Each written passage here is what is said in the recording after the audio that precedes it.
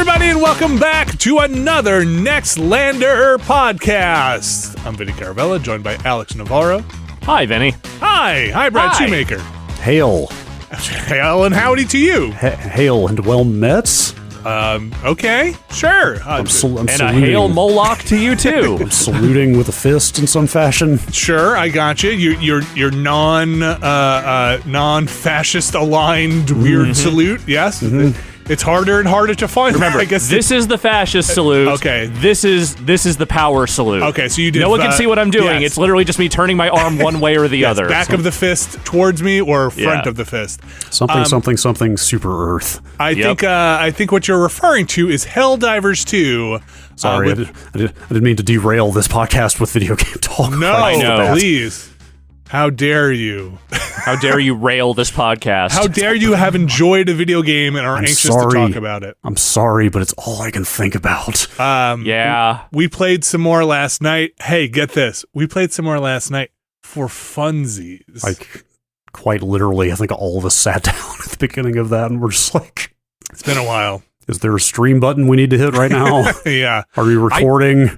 I don't play multiplayer games with friends like hardly ever. Like it's all been for work for the last several years of my life. And Same. It's not because I'm anti doing it. It's just that like I don't think about it in non-work hours. But like this was one where I was like, you guys were like, hey, what if we got together and played some more Helldivers? And I was just like, what if we got together and played some more Helldivers? That sounds great. Like, it felt weird to suggest that, you know? I was just like, man, my suggesting we just get together and do things muscle has atrophied, you know? But, like, I'm the same way. Part of that is that we play enough multiplayer games on streams that, like, by and large, it just kind of satiates my desire to do that stuff. Oh, you have a friend group you play with, right, Brad? Once in a while. Yeah, that one it's a little sporadic, but that does help. But generally, like the main thing is just like most of the games we play multiplayer. It's like, oh, that was fun for 2 or 3 hours. Yeah. Now I think I'm good. You know, it's like Lethal Company was an exception where it was like, oh, we should do several streams with this because it rules.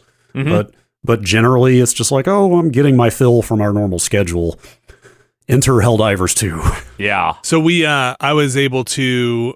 I do play with some other people. Like I play with my brothers and stuff like that, but it's different. Like I don't play on the PC multiplayer as much. I play with some other friends. We play Satisfactory, so I do it. It was just getting together with you guys and Will to play and wear my Vinny's gaming headset because I don't have to lean forward onto a mic. I could lean back in the chair with my wireless headset on. It was a real treat. And part 2 of that is there were definitely moments that I was like, I wish we were recording that. There were like half a dozen moments, even just from my perspective of like, man, I wish I had at least just been recording in the background just to have that on tape. Yeah, I'm so used to everything having been recorded. I was like, oh, that was amazing. I wish we had recorded that.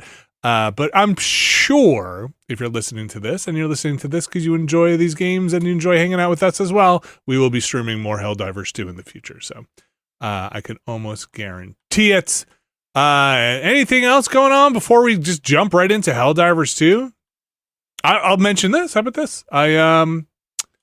Moments before we did this podcast, my mic has been floofing a bit, a little fuzz here and there. There's that little bzzz, and then you're gone for a sec. Yeah. I'm like, oh man, I'm so close to just tearing this whole setup down and rebuilding it over in my garage. Do I want to take everything apart now? And I have to take that compressor apart and open it up and see if a capacitor is gone or do whatever. I'm just going to do the thing that probably does nothing and spray some contact cleaner in there and just wiggle all the buttons around. And I was smart this time. And I was like, I'm going to move my water and my tea off of my desk so the blowback from spraying the cleaner in the pots and stuff like that doesn't enter my tea, so I don't get whatever petroleum is probably in there. And I put it on the floor, and I put my water on the floor, and then I sprayed it, and I was like, good for me, I'm so smart. And I was like, oh, I should go get a tissue and clean up all this extra stuff, and immediately kicked over my entire full tea all over the floor. Well done. There it is. Yep. And then I was like, you're an idiot, Caravella. But this is not a finished floor, and this is probably the first time that cleaner water has touched the floor, not sewage or I guess rainwater is pretty clean. I don't know. I mean, it's hot water. It'll kill some of those germs. It'll definitely kill probably the bugs it touched. Maybe it'll soak up some of the asbestos glue that was gluing the tile. I'm just kidding. They hopefully got all that up originally. I don't know. Usually my rule is if it's not sticky, it's like not a catastrophe. I mean, you don't ever want to spill beverages on anything if you can help it. But if it's not, if it doesn't have sugar in it, I'm like, okay, this is recoverable. Yeah, the ants won't. I do put a little sugar in my tea. Not a ton. It's probably fine, and it's almost all evaporated here. I can see. Look, floors need a little sugar to survive. They do, just like you, Alex, just a little bit because you're already too sweet. I tend to consume a little more than just a little of it. Got that sweet tooth. Yeah, I do. Anyway, that's my story. That's the banter. Now we can talk about Helldivers. Okay, let's do it. Helldivers 2, the little engine that could. Where did Helldivers 2 drop out of? Okay, first of all, we should start with the important things. Brad, name of your ship? My ship is the Distributor of Family Values. Very good. Alex, the name of your ship? Shit, I wrote it down and then I forgot it. I believe it is the progenitor of something, but I don't remember what it. You know what? I'm going to go boot up the game and find out. Okay. Yeah. Mine is the Ombudsman of the People. That one thing of being able to name your ship from, I don't know, what would you call that, Brad? The selector. I feel like I could almost tip of my tongue name the game where that was first a thing, where you're like the blank of the blank. Yeah, it's like a Mad Libs thing. You just got kind of two wheels full of words that you can mix and match. It's not a Destiny thing, right? No, I don't think so. It's very good, and you get your own ship. We played this last Friday with Will, right? Yeah. And it took us a little bit to kind of get the hang of it. It's 4-player co-op. We played on PC. Right now, currently, there is no cross progression between PS5 and that's and a real PC. bummer. Just a real bummer. Not to lead off with a complaint, but I started on PS5 on Thursday night before that stream, and then we got on Friday. It does have cross play now, but that launched pretty rickety. Yeah. From the sound of it, so we got on Friday morning and was just like, let's all just play on PC to make sure we don't have to deal with cross play problems. Got into the PC version and was like, cross save didn't make it for launch, so I had to start over, and now I have 2 sets of progress. Not that I played that much on PS5, but cross save is supposed to be coming at some point. So we played on PC, and I have to say, the amount that I've played between that session and the session we played last night, it has been pretty non-eventful in terms of issues getting together to play a game. We haven't gotten dropped. I haven't crashed out. Yeah, minor bugs is all I've seen. I'm not just talking about the enemies. I mean, just like little things around the world that are a little off. But I have not run into any of the big shit that was apparently a problem when the game first launched. Yeah, I ran into one weird, maybe funny bug that was easily solved when I joined your game last night, Brad, which was I got caught in the cargo bay, outside the door where you're supposed to come in, but I just rejoined. Well, actually, I hung out in there for a while while you guys were setting up a mission and then just rejoined. Yeah. It's 4 players. It's if you played Helldivers 1, yes, the DNA is there. It's weird. As we've been talking, I just pulled up the quick look of Helldivers 1, which I ran back in 2015, it looks like. Okay. God, I thought it was longer ago than that. I mean, that is 9 years ago. Shut up. You can't say that. Yes, I can. 2015 was 9 years ago. Now that you've thrown me for a loop, what was I going to say? I've broken you. I'm struck by actually, because I haven't played Helldivers in probably 9 years since shortly after it came out. Yeah, me either. I am struck by how much it's kind of the same game. It's all here. The hanging out on the bridge of your ship, playing with your cape physics, the little galactic war map that's got fronts. It's here's where the bug front is. This is the system that's contested currently, where you should go fight. The font and everything, it's kind of the same. I'd seen people saying it's kind of the same game, but I hadn't played the first game in so long I had sort of forgotten. It is super the same game. Well, okay. Except they for made the some perspective. changes. Except for the perspective. Like, the perspective is the big thing. The first And one was top obviously down. And the scale, I think. Yeah, for sure. I mean, obviously they have gone way further with this one than the first one. The first one was top down, and it was like a dual joystick game, 4-player. It was a 4-player top down dual joystick Starship Troopers kind of thing. Yeah. With a kind of an emphasis on the Starship Troopers, but also friendly fire, right? You had to, you're sweeping your gun across, and this is very different in the gameplay in 1 versus 2. In the top-down version, when you're sweeping your gun across, you could just hit your own characters. At least in the third-person one, it feels a little bit more like you could aim around because you could aim up and around. Yeah, and there's height difference in the terrain and stuff like that. And then the orbital drop mechanics are the other big thing, which again is carried right over from the first game. You can get all manner of stuff dropped from a mothership. Yeah. Or your ship? Yeah, I guess from the ship you dropped from. Yeah. Which only hangs out for a few minutes during your mission, and then when the timer runs out, they take off and they're you like, can't we're get out drops here, man. anymore. Yeah. Thanks for that. It's a weird contrivance maybe, but it's a good mechanic for getting you the heck out of there. Because the big thing that's tied to that, like you're talking about, Brad, which is they call them stratagems, or these drops. That's how you reinforce when somebody dies. It's basically how you respawn another player. And after the mission timer's up, the mission doesn't end, but you can't reinforce anymore. So you're just left with the players that are there, and you have to get out, which I'm kind of backing into this kind of core gameplay here, but works because on the map are a couple of main objectives, but it's littered with a lot of side stuff and side collectibles. So if you didn't have that timer, or there wasn't consequence or big enough consequence for that timer, you could just scoop up the map, right? You just go around scooping up the map for as long as you can because you're reinforcing or getting lives constantly. But that's not the case. Yeah. You have a certain amount of time to do it efficiently, and whether you're going to waste your quote unquote time, which is time is lives, man, doing it is your choice to do. Yeah, like I've really been thinking a lot about like why this game is bowling me over like this, because like on paper it feels like any number of other squad-based PvE shooters, third-person shooters. I think part of it is like the open world nature of it. Part of it is all the decision making around the stratagems. Part of it is how like brutal it is about the friendly fire. Yeah. Part of it is the explosion physics. Yeah, pretty over the top. Like the stratagems, like if you haven't played the first game or this one, like the stratagems it's everything from like orbital strikes, it's like a napalm strike or just a straight up strafing run or whatever, to like reinforcing dead teammates, like you said, dropping extra ammo and heals. Heavy weapons, heavy weapons of all kinds. You can get. We don't have these unlocked yet. They're a little higher level. Drone support. Yes, I've seen drones flying around and watching Twitch streams. I've got it bad enough. I've got it bad enough for this game that I farmed the Twitch drop exclusive armor this morning. Oh, you did? How many did you have to watch? It's an hour cumulative. Okay. But it's only like participating channels, so you have to like just go pull up the list of channels that have drops enabled and let it run for an hour. Yeah. I did that with Baldur's Gate. That armor has an exclusive perk on it. I'm looking forward to trying. Yeah. Is that time limited? Till the 24th, I want to say. Oh, I gotta get on that. I'll run that after this. Alice, did you get the name of your ship? Yes. Progenitor of Audacity. Great. Pretty good. Great. And so I'll just go back to the ship thing very quickly.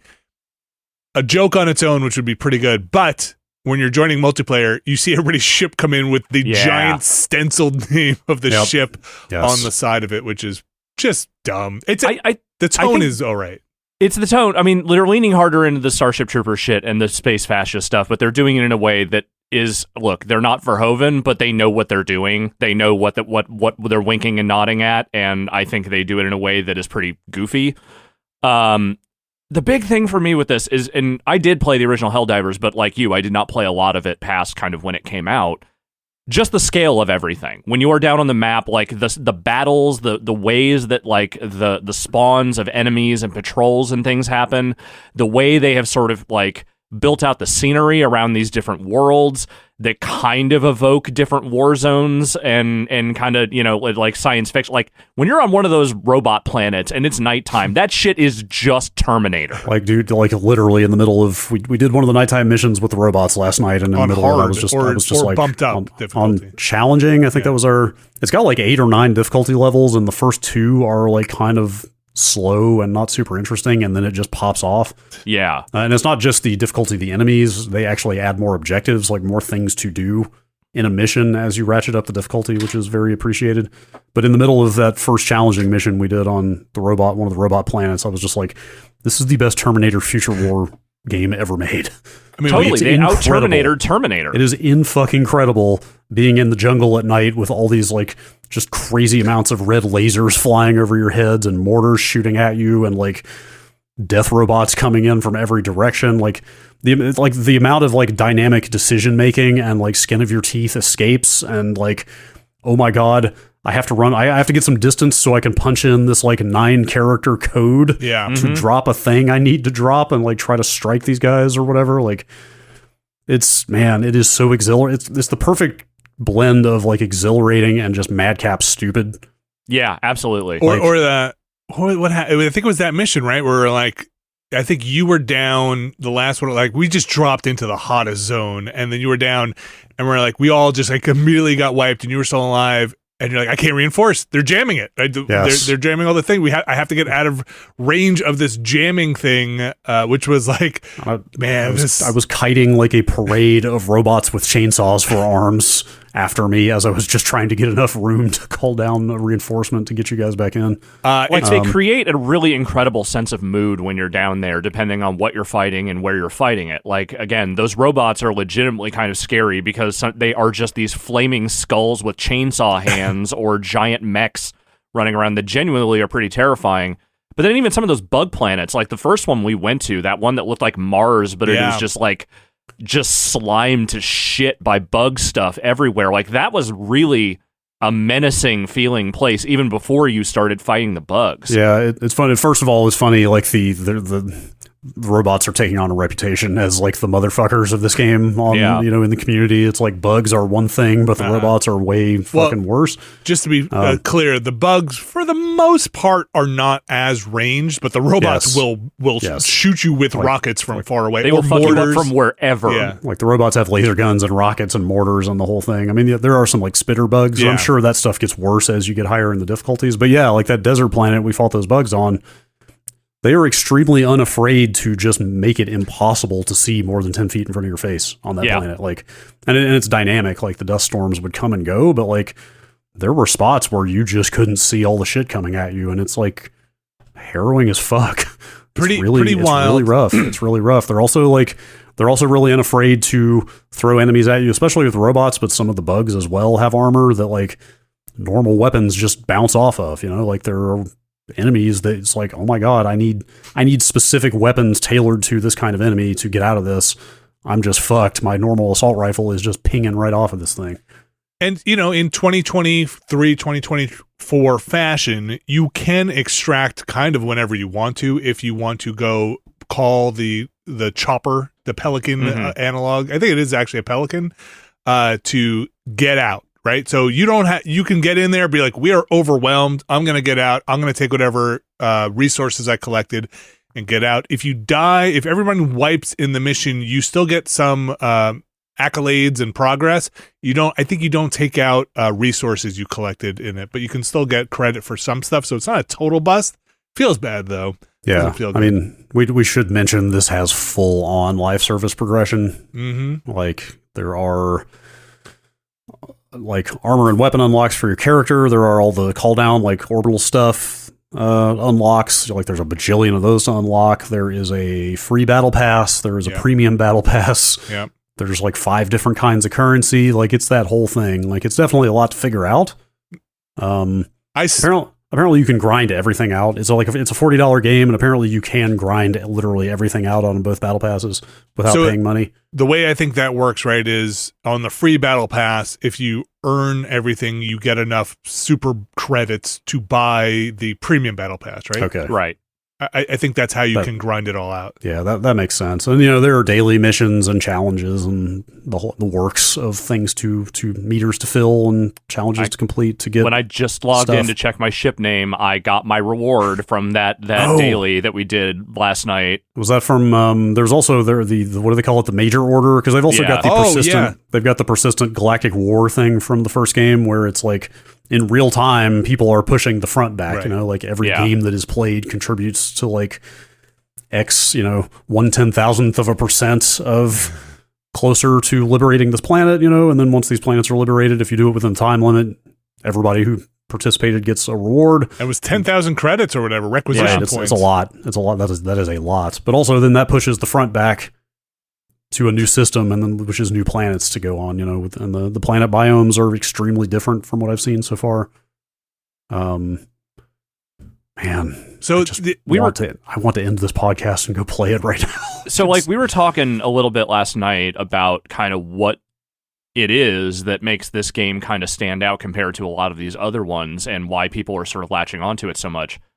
I think that the simple answer is just that it's hard, but it's simple. Like, there's not a lot that you have to keep track of necessarily. Except currencies. Except the currency. But, like, you have a few guns.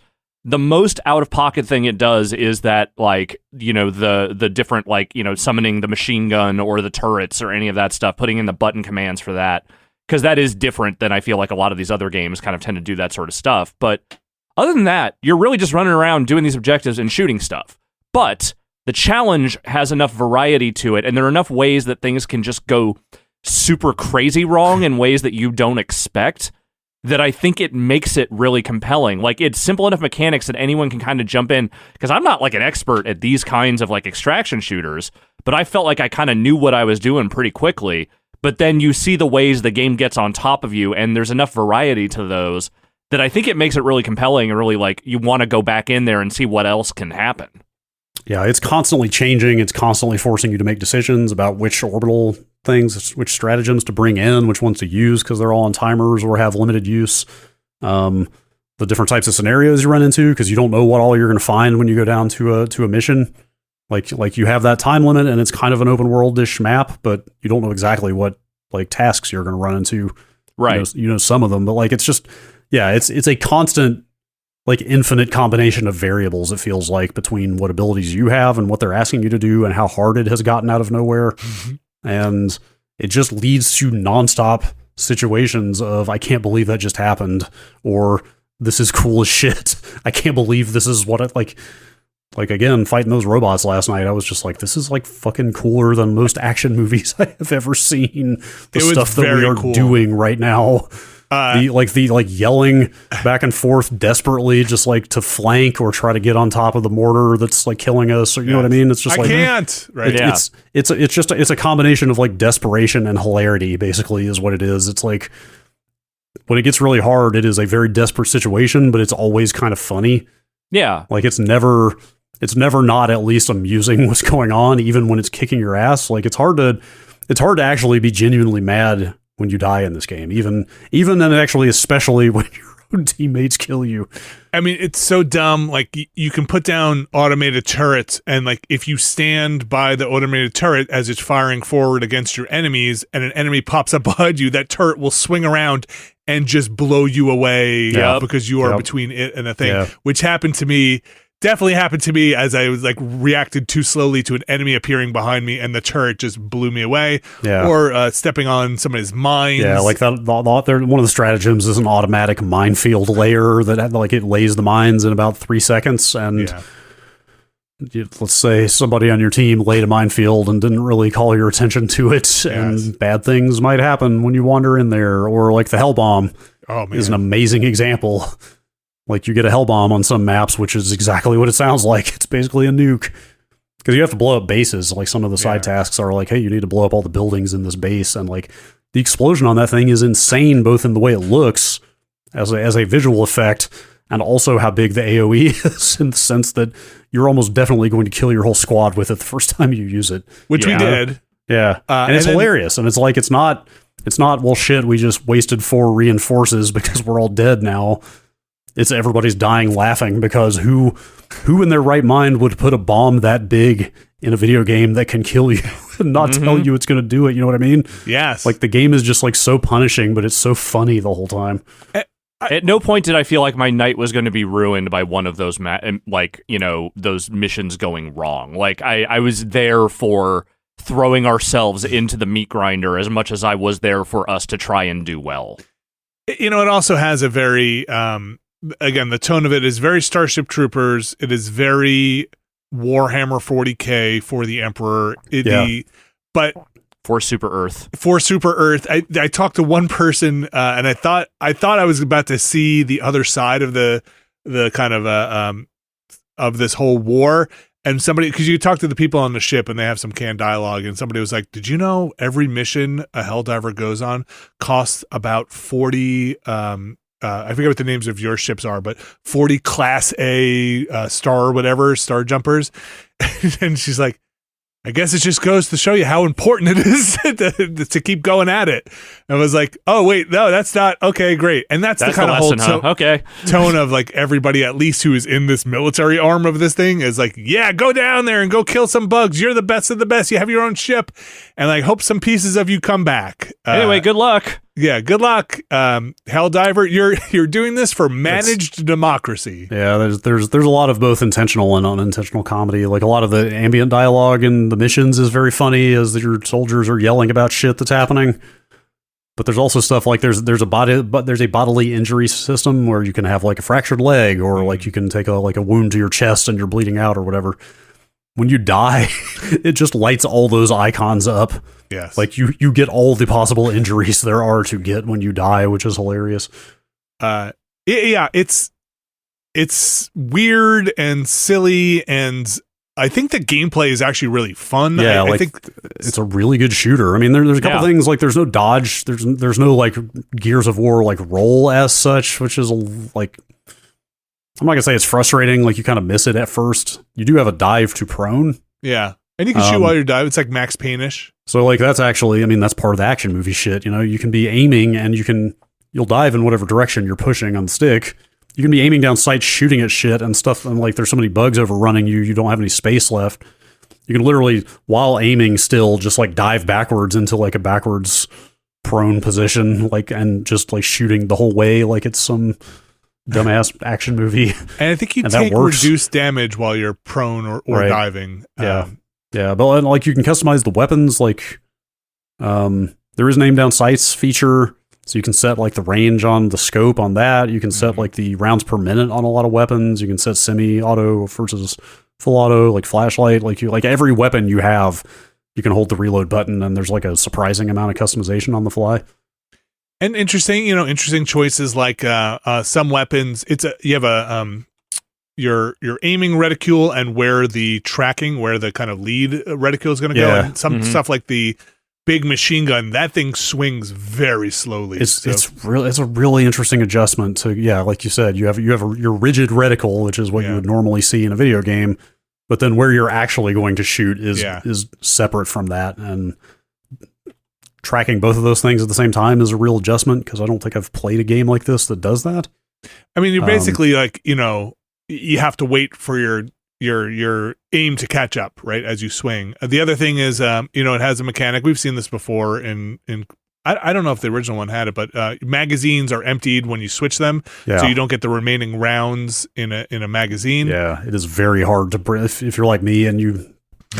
Like, it's very hard to break yourself of the habit to just reload every time you have there's a break in the action, because like, I'm still terrible at that. I need to top off before the next encounter, but if you do that, you're going to waste 80% of your ammo. You're just chucking magazines out. It's so hard to break that muscle memory. Because I am the worst at that. That is like my instant instinct every single time I play one of these kinds of shooters. There's no automatic reload if you empty a magazine, right. So you have to manually reload, which I think is kind of genius in a way. I mean, it's incredibly punitive, but yes, it leads to more situations of just like, holy shit going on, where like you're just switching weapons constantly. Yes, but then you happen to switch back to one that you haven't reloaded yet, and that one also won't shoot anything. You know what I mean? Like, it's insane. It's just like you can have 8 enemies bearing down on you and like not be able to shoot your gun. Yes. Like, it's so that's where a lot of that desperation comes in. Like, it's just. Yeah. Some weapons take a while. Some weapons you have to stop to reload, so you have to be not moving. Some you can reload on the fly. There's interesting variety. There's interesting synergy between what other people are bringing. Like somebody's bringing an anti-tank weapon. Somebody's bringing a sniper rifle. Like you feel like you're participating in this group dynamic. Yeah. And I think that's the one thing I will say is a knock against it for me is I haven't tried it yet, but I don't really feel like this is a game that's going to engage me on a solo run. No, it seems very hard. Yes, do not play this by yourself. I played the very first mission by myself, which was very easy because it was on the lowest difficulty, but like it's just kind of dull.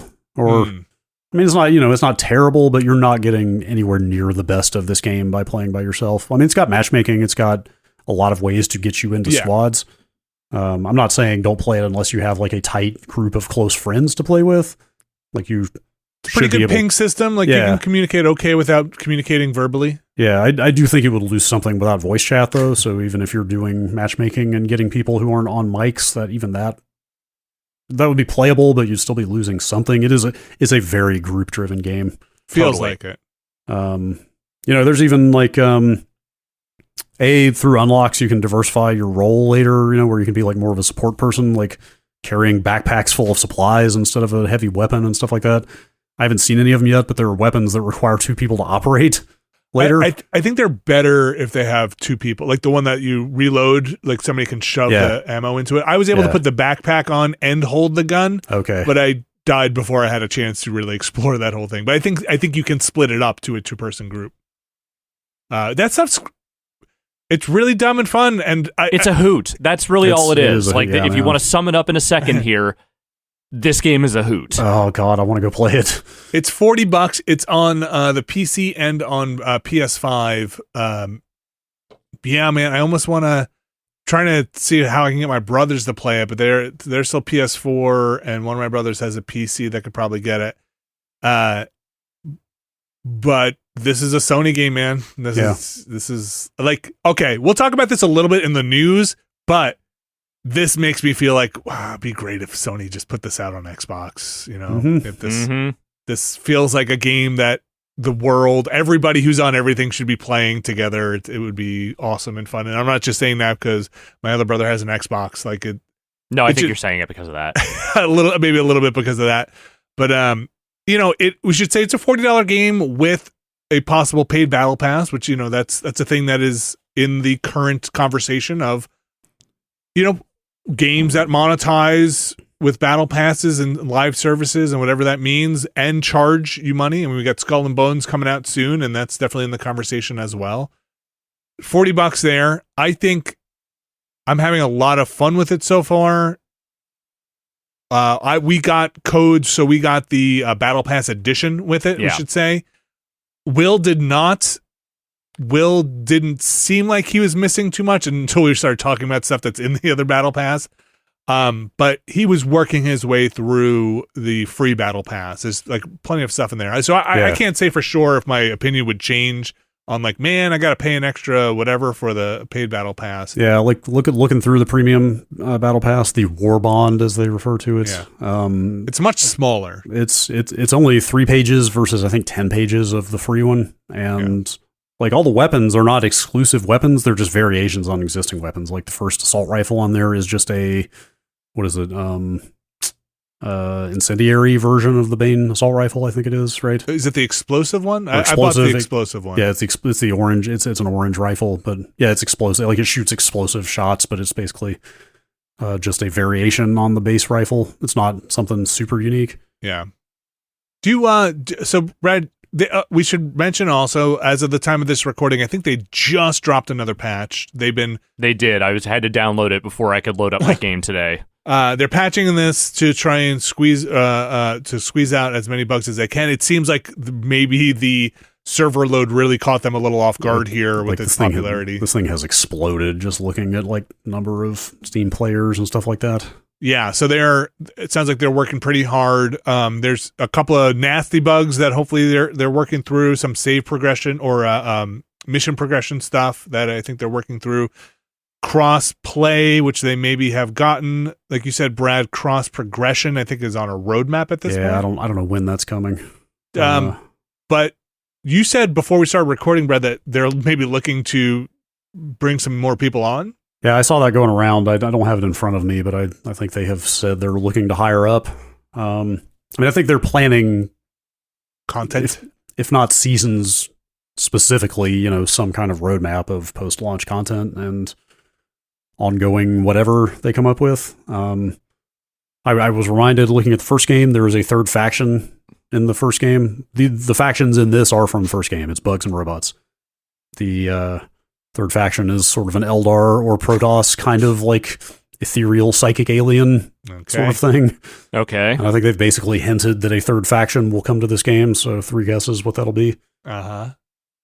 Humans. The real bugs.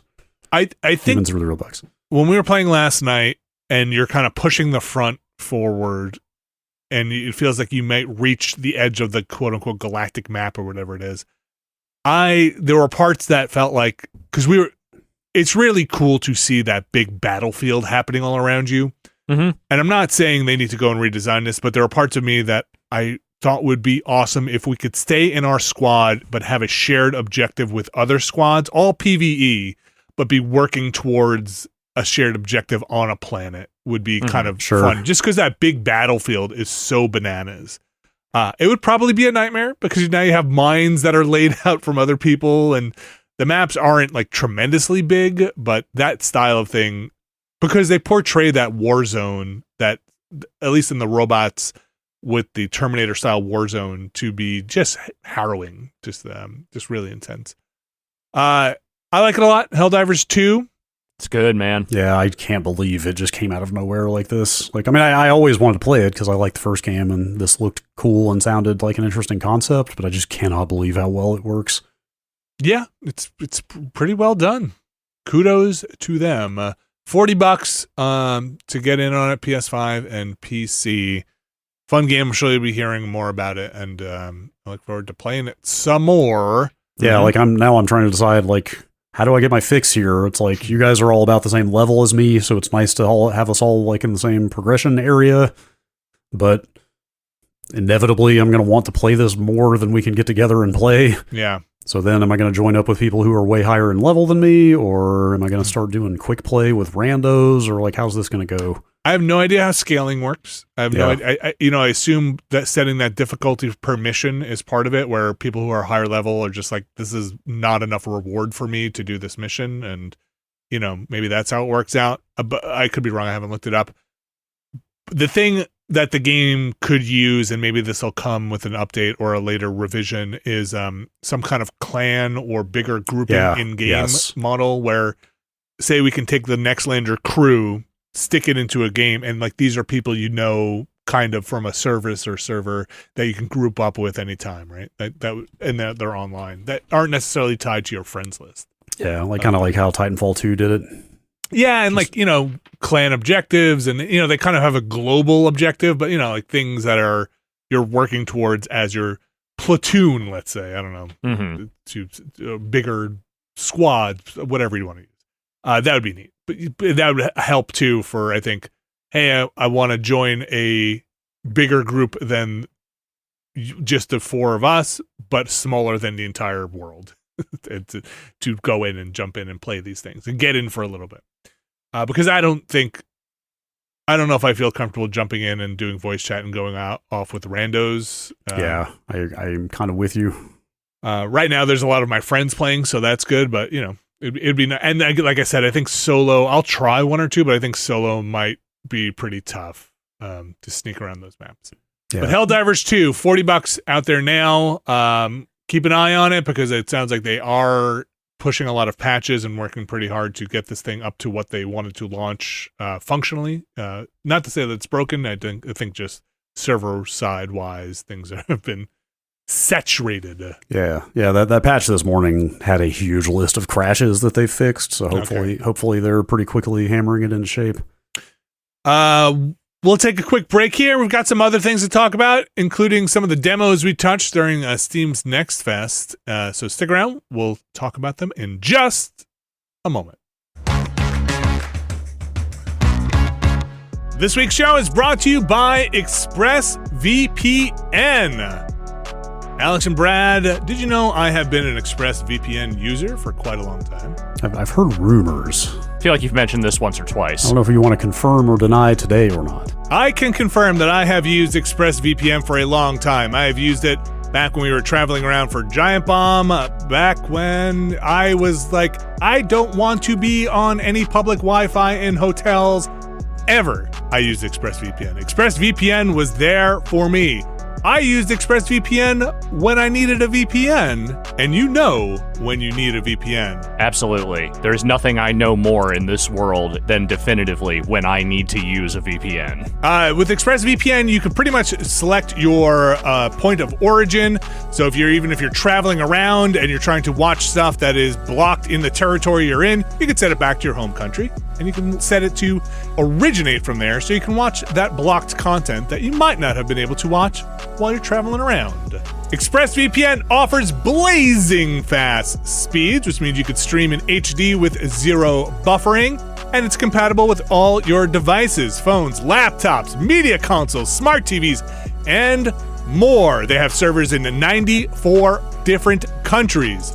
So be smart, get the most out of your internet and streaming services, and get your money's worth at expressvpn.com/Nextlander. And don't forget to use the code expressvpn.com/Nextlander to get an extra 3 months of ExpressVPN for free. Thanks, ExpressVPN. This week's show is brought to you by Rocket Money, Alex Navarro, and Brad Shoemaker. If you don't know it, I'll tell you, I got a lot of subscriptions out there. I think any subscriptions, honestly, is too many subscriptions. But even with that relatively limited framework, I know I have too many subscriptions. I have been looking to prune the subscriptions. Brad, you seem like you are pretty on top of your subscription stuff. Yeah, it's easy to be on top of something when it doesn't exist. Personally. Yeah. But hey, maybe if there was a better way to manage them, I might be more amenable to having some.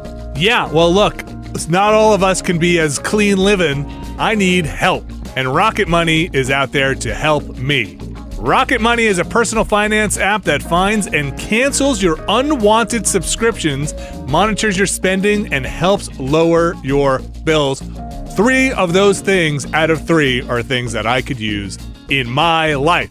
Rocket Money has over 5 million users and has helped save its members an average of $720 a year, with 500 million in canceled subscriptions. Stop wasting money on things you don't use. Cancel your unwanted subscriptions by going to rocketmoney.com/Nextlander. That's rocketmoney.com/Nextlander. rocketmoney.com/Nextlander. Thanks, Rocket Money.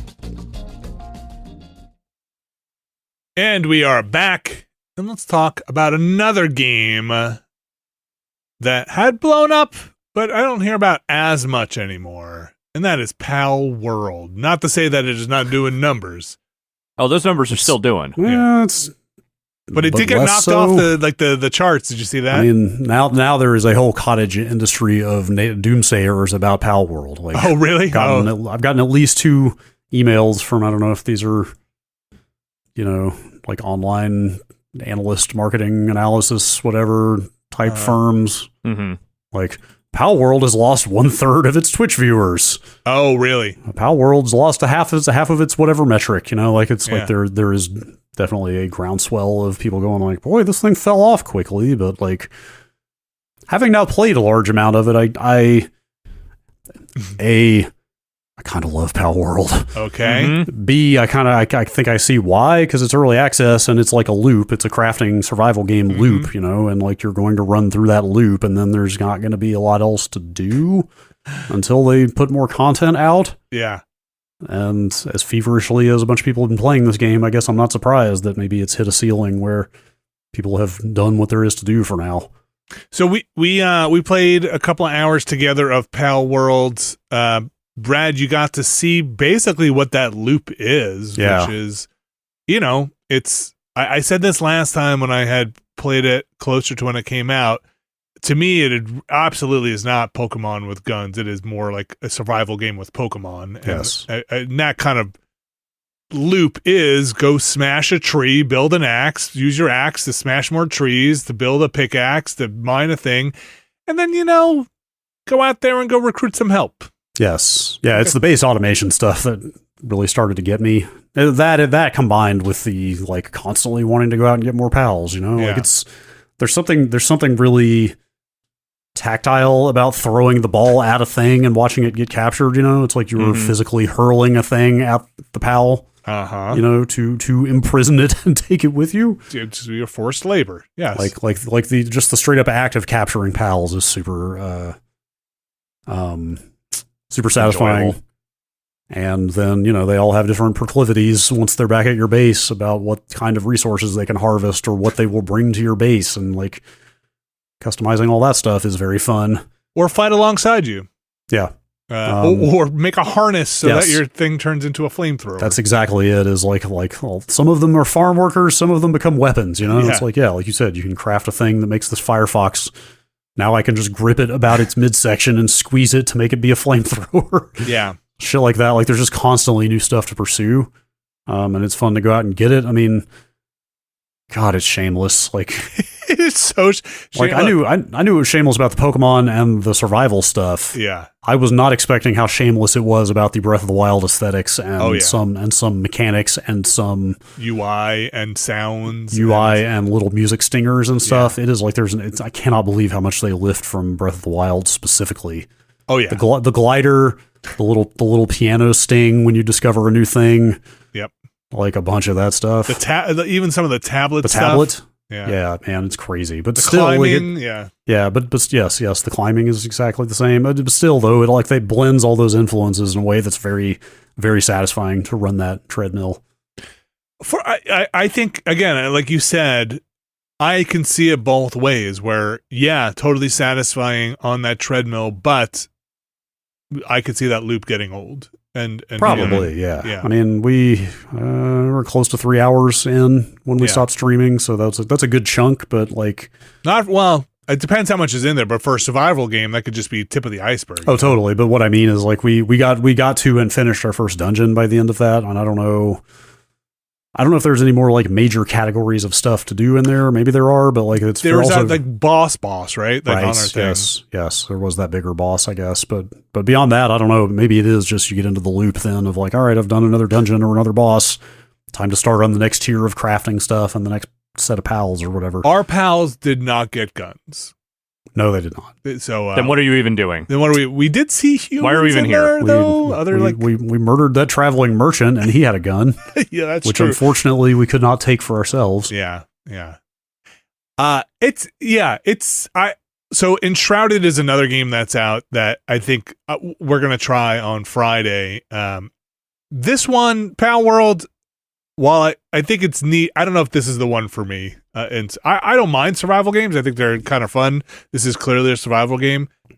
Something about it, I don't know. It's something about it. I'm not a huge Pokemon fan, so that part of the lifting and applying directly to the forehead did not necessarily. It struck me as funny and probably borderline illegal, but wasn't like tickling centers of my brain of like, oh my gosh, it's a fake Meowth. So yeah, it was getting to me. Some people gave the side eye to my comment at the end of the stream that there's a little bit of Viva Pinata in there. But I stand by it. Oh, like no, there's not. Yeah. I don't. Yeah. Like cute animals. It is the element of these goofy creatures frolicking in a garden that you own and telling them what to do in that garden, right? And and they have different affinities. Like I said, I mean, like it's like, okay, what can you bring to this enclosed space that I own? That makes it really compelling to go out and get more. It's like, oh, we need to go get that deer that can chop wood because we don't have enough wood. Yes, and I'm tired of doing it myself. And now I'm watching these deer prance back and forth between the receptacle and the wood as they chop it and carry it around. Like it's very satisfying. I know a lot of people in our audience were playing it. I'm curious to see if you want to message me or I'm curious if you're still playing it. Like if it's a thing that kind of because it was on Game Pass as well. So a lot of people who signed up for Game Pass may have gotten into it, done dozens of hours, and then be like, I think I'm good until we're good, until the next thing there. But Palworld, $30 again on the PC or on Xbox if you want it. Yeah, I was all gearing up to play more of that, and then literally the next day we streamed Helldivers, and it's like, I mean, I don't know, man. On some level, it feels like we're in some kind of golden age of multiplayer games. Like, it just feels like there are extremely good, interesting multiplayer games coming out constantly. And I mean, like, I know that's where a lot of the development focus is, so of course there's a lot of them. But, like, having all these different games to choose from, and, like, liking a bunch of them and having to decide because you're spoiled for choice, like, it's pretty nice. I feel like we are in there's a diversity of them where, you have things from extraction shooters or games like the Finals out there, new ones coming out there. I should say all the old ones are out there too. Then you have things like Palworld, which are multiplayer survival games, again, not breaking any new ground here. You've had Ark, you've had a ton of multiplayer survival games. The Forest, let's say. Valheim, those games. And then you have things like Helldivers, right? And which I guess is a extraction shooter. It doesn't really feel like one to me. Yeah, though. It's sort of not exactly. It has elements. Yeah. So I think there's a lot of diversity in the multiplayer experiences you can have, which is really nice. Now, I would say there's never been a better time to play them because you get to play all of the old ones as well, but unfortunately that's not true when they shut the servers down. So right. I do feel like we have a pretty good crop right now, let's say, of them.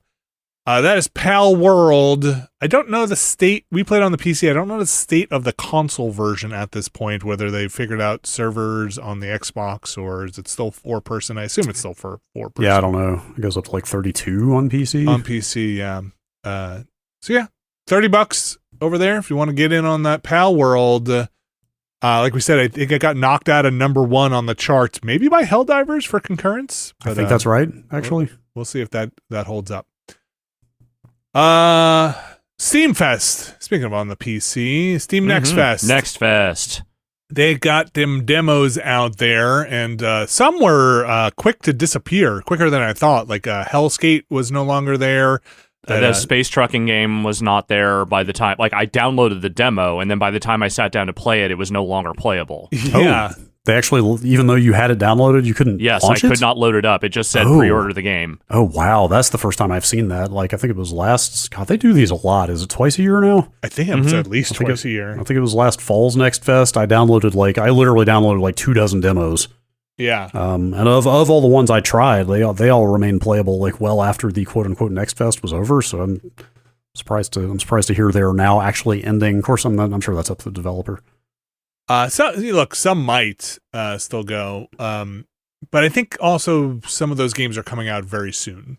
So yes, it would not surprise me if they were just trying to avoid cannibalizing any of their potential business. But yeah, like maybe the demo, and then they're just gonna kind of flip it over and just But I'll say for my part, I really think that shit sucks. Like, if you're gonna put out a demo, just leave the demo playable for as long as possible. Like, I understand taking it down for download at some point, but don't make it not playable.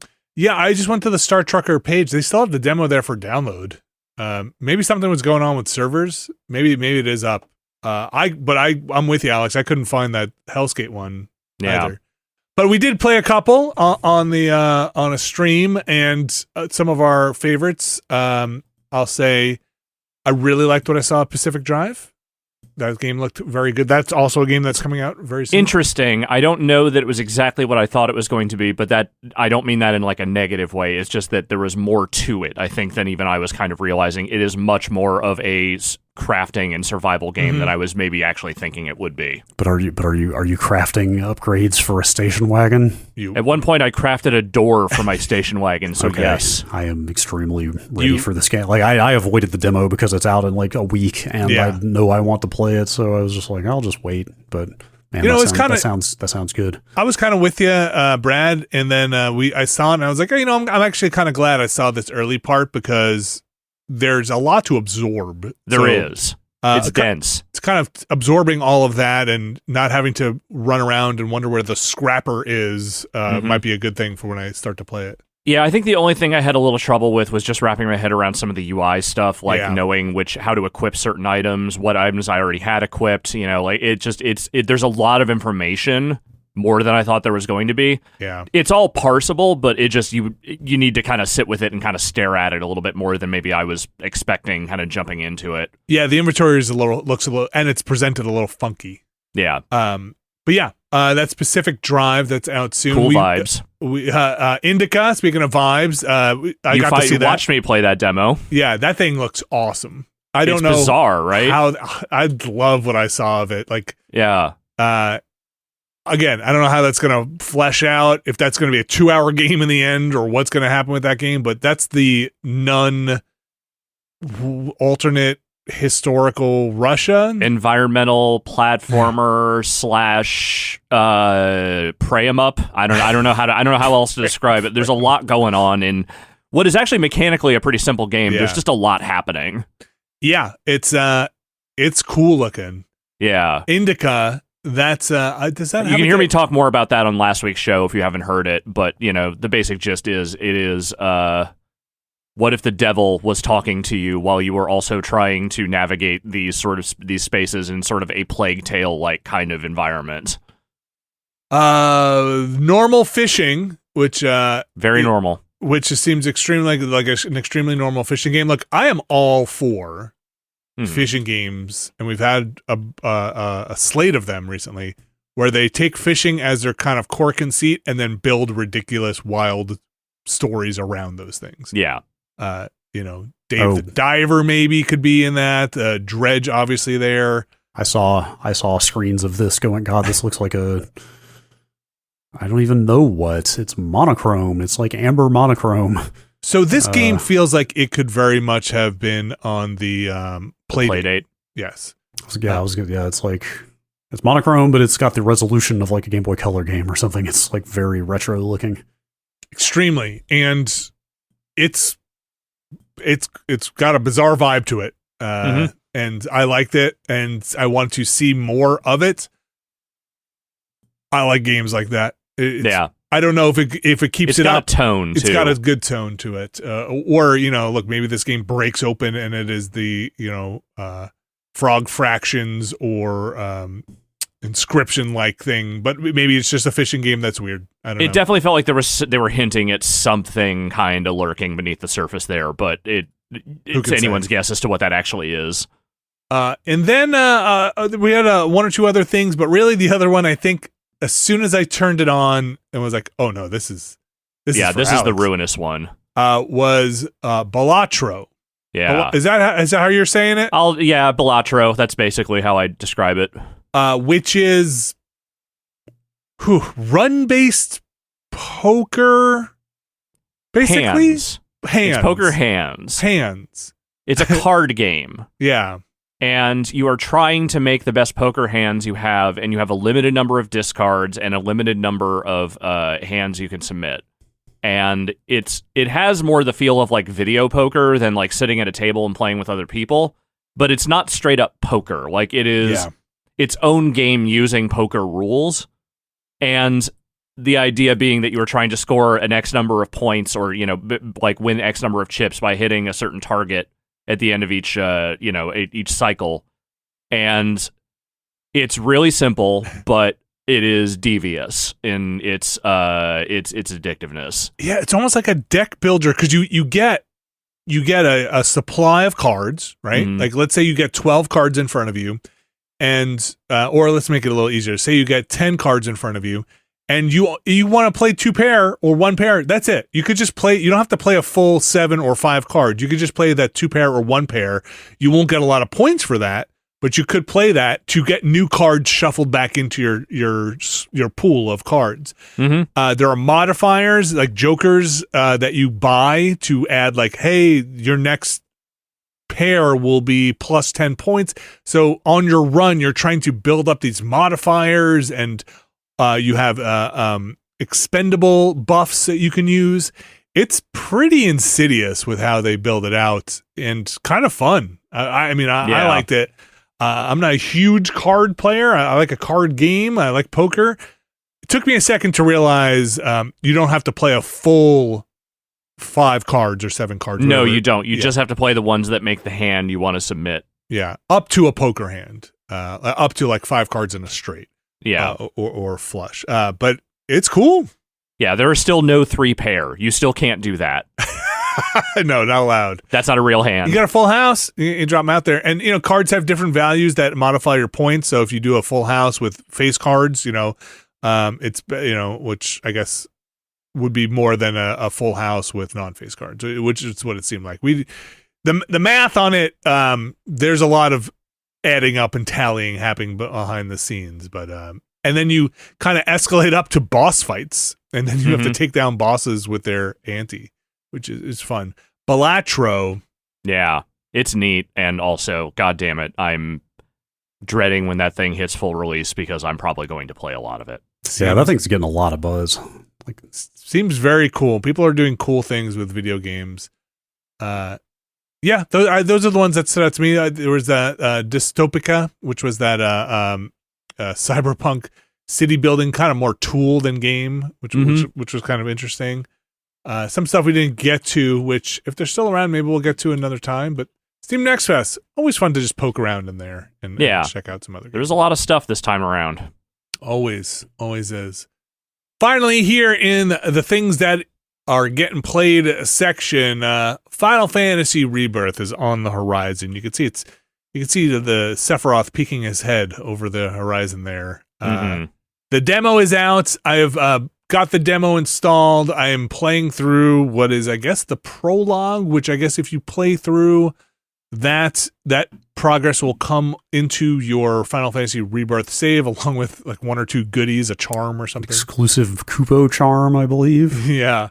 Though there are stories out that say they are like expanding what's in there. Did you see that? No. The demo? Yeah. Let players explore part of the Junon region, which and they're also saying, this just kind of came out recently, they're going to enhance the visuals in performance mode. Update to the Final Fantasy VII Rebirth demo scheduled for February 21st will apply improvements to the visual quality when selecting performance mode from the graphics options. Yeah, they probably finished that demo before the game had gone final. Yeah, so maybe they're rolling some last minute improvements in. So yeah, I'm not fully up to date on what's going on there, but look, I'm out there. I'm playing as Cloud. My kids all recognize Cloud and Sephiroth now because of Smash Brothers, and so I'm like, how do you know that? Oh, is that why? I was going to ask, like, how did they come to Final Fantasy VII? Like, what's their experience? Yeah, it does make a certain amount of sense. Surely they didn't play the PlayStation version. I see. Yep, and that's how we ended up there. And so my son saw me playing, and he's like, "Oh, can I play this?" And I was like, "Well, you kind of have to play Remake first." And then I was like, "Well, should you I'm going to say you kind of have to play Remake first. Should you play the original first? That's maybe a step. Make him play the original game first. Like, is it? Eat your vegetables. Play your PlayStation game. Probably impactful in a way that's different if you haven't played the original. Like we talked about this before, and it made me realize I don't think I know a soul who played Remake that didn't play original 7. So I don't think I've ever gotten that perspective from somebody who came to it entirely fresh, because like it very much kind of expects you to have the background, right? Well, it's kind of amazing. You can talk about Remake and Rebirth without talking about what's different, right? And like where they diverged and what that means and what are they doing with this Final Fantasy universe. You're just playing it on its own terms, right? So, or you're playing it and like events that happen in it, you're like, why is this a big deal? And it's like, oh, because it's so different than what happened here. So I don't know. I'm definitely not going to force him to play. I will inform him and I'll let him make his own choice. But I really do think he should play Remake before Rebirth. I think that's pretty important. Though they do a summary, when you load up the demo and they're like, what happened? And you're like, here's what happened. And I'm like, you just did this summary in like 2 minutes, not 40 hours that took me to get all this material. Yes. Why don't you mention my struggle? Perhaps I, a wise person, could have just watched that summary before playing Rebirth. Nah. Instead of the path I have chosen. How are you not going to take all your materia into this into this game? that ship sailed, unfortunately. But you're still plugging away on yes, Remake? Plugging away is quite literally the phrase I was going to use. Mm-hmm. I am trucking through the Remake still. I think you will really enjoy, and I am selfishly very curious to hear your perspective as somebody who does not remember 7 as well as you do, what your thoughts are on how Remake winds up. Yeah, like I'm really looking forward to getting to the end and seeing exactly what it is that they have mashed up or twisted or whatever they have done. Yeah. I am definitely remixed. I'm definitely being reminded why this is my third try now trying to get through this game. What are you up to? Are platters about to fall? No. Okay. Like chapter 10, I want to say, something like that. Okay. Around there. I mean, I probably said all of this 2.5 years ago when we all tried to play Intergrade for the first time, which was my second time coming to the game. But like the highs are great, like the set pieces, the cutscenes, all the nostalgia of seeing returning characters and stuff. Like all that stuff is great, but man, there's so much filler in there. Yeah. As you go from place to place, as you do errands for people, as you operate incessant robot arm puzzles. You know what I mean? Oh yeah. Like that stuff just goes on and on. It's just like, man, I know you had to take 5 hours of an old game and turn it into 40 hours. I wish you had come up with some slightly better stuff to string the old stuff together with. Are you specifically talking about the robot arms in the sewers? Yes. Okay. Yeah, like I just got out of the sewers. Yeah. And I have it on good authority, I will be back in the sewers. At least once, if not twice. You don't say. I think I'm getting close to the wall market part, which I've seen a lot of people talk about. Okay. For what that's worth. Anyway, I mean, the combat's great. Like the combat and the set pieces and like the story and nostalgia and stuff is what's getting me through it. There are definitely parts that feel like a grind, though. But I just want to see whatever the new stuff is in full context and not just like in a YouTube summary.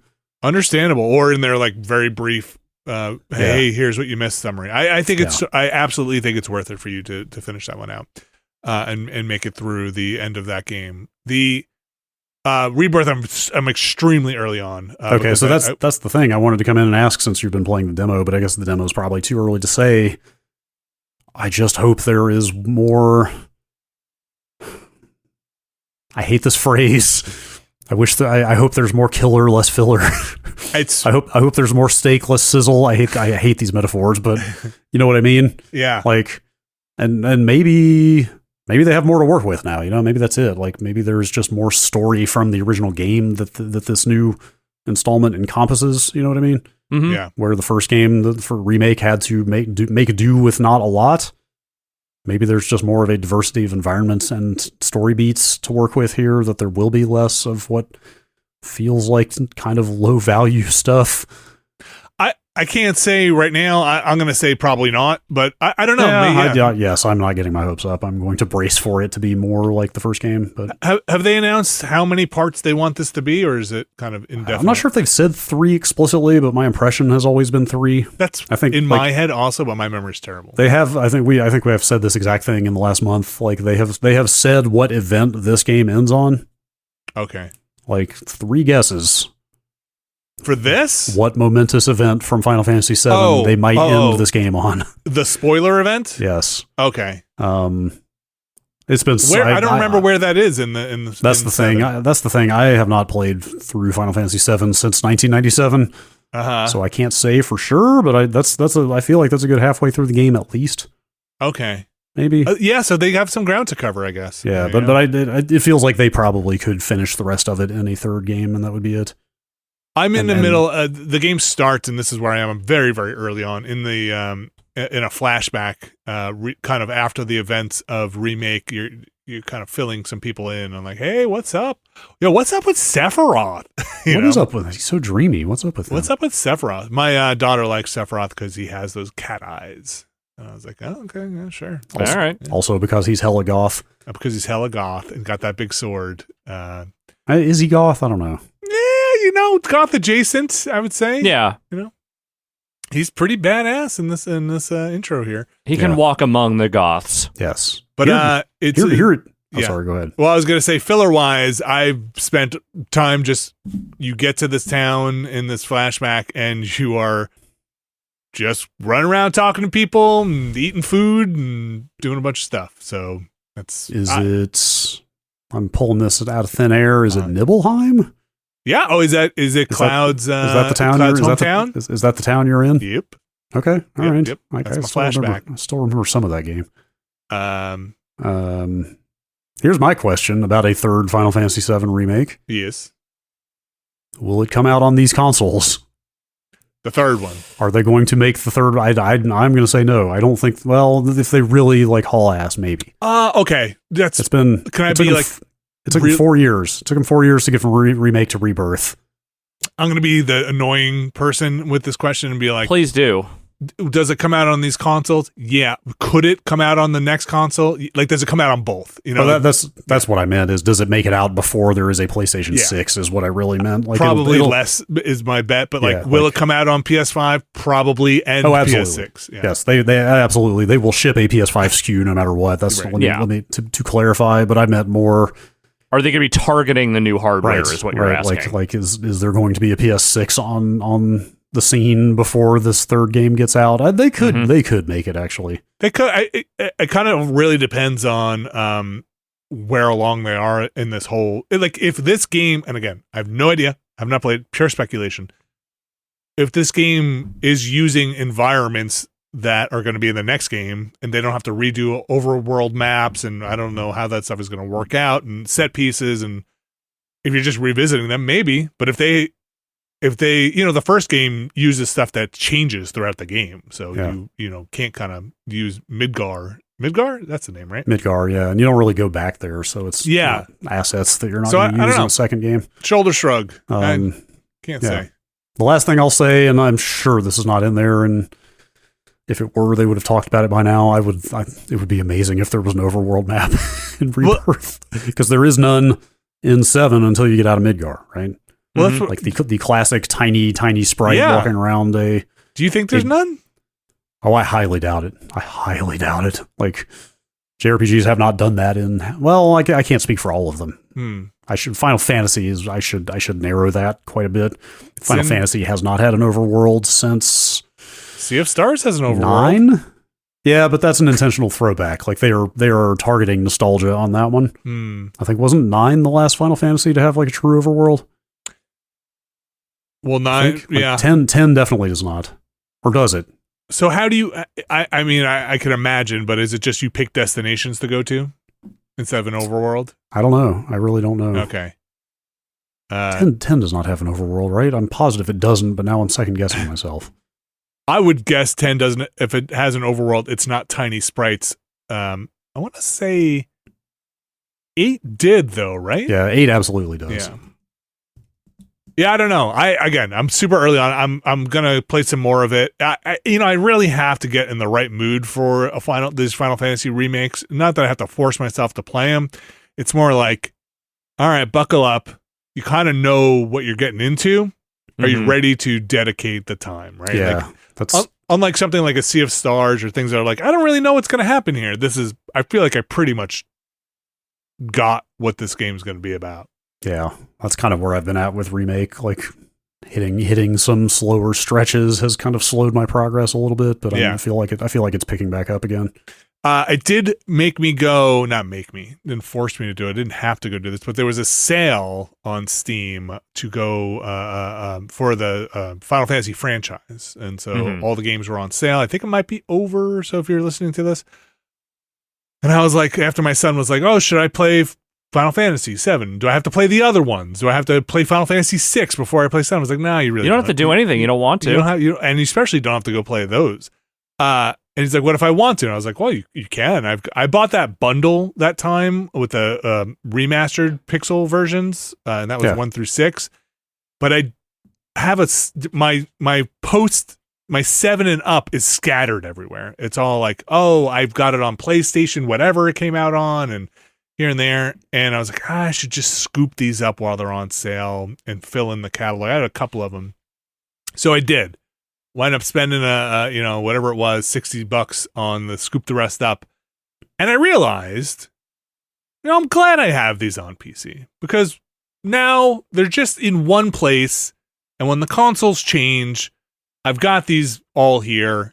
And especially for the kids, if they want to play it, I don't have to break out an old console, right? It'll just, for a longer time than the console generation, these should be playable on whatever, as long as Steam lets me license, it keeps my licenses up, should be here. As long as Valve doesn't go anywhere. Yeah. Or change its policies drastically, and as long as subsequent Windows versions don't break compatibility in a way that doesn't get addressed. Like, I tried to launch original Geometry Wars on Steam over the weekend. Yeah. It does not run anymore.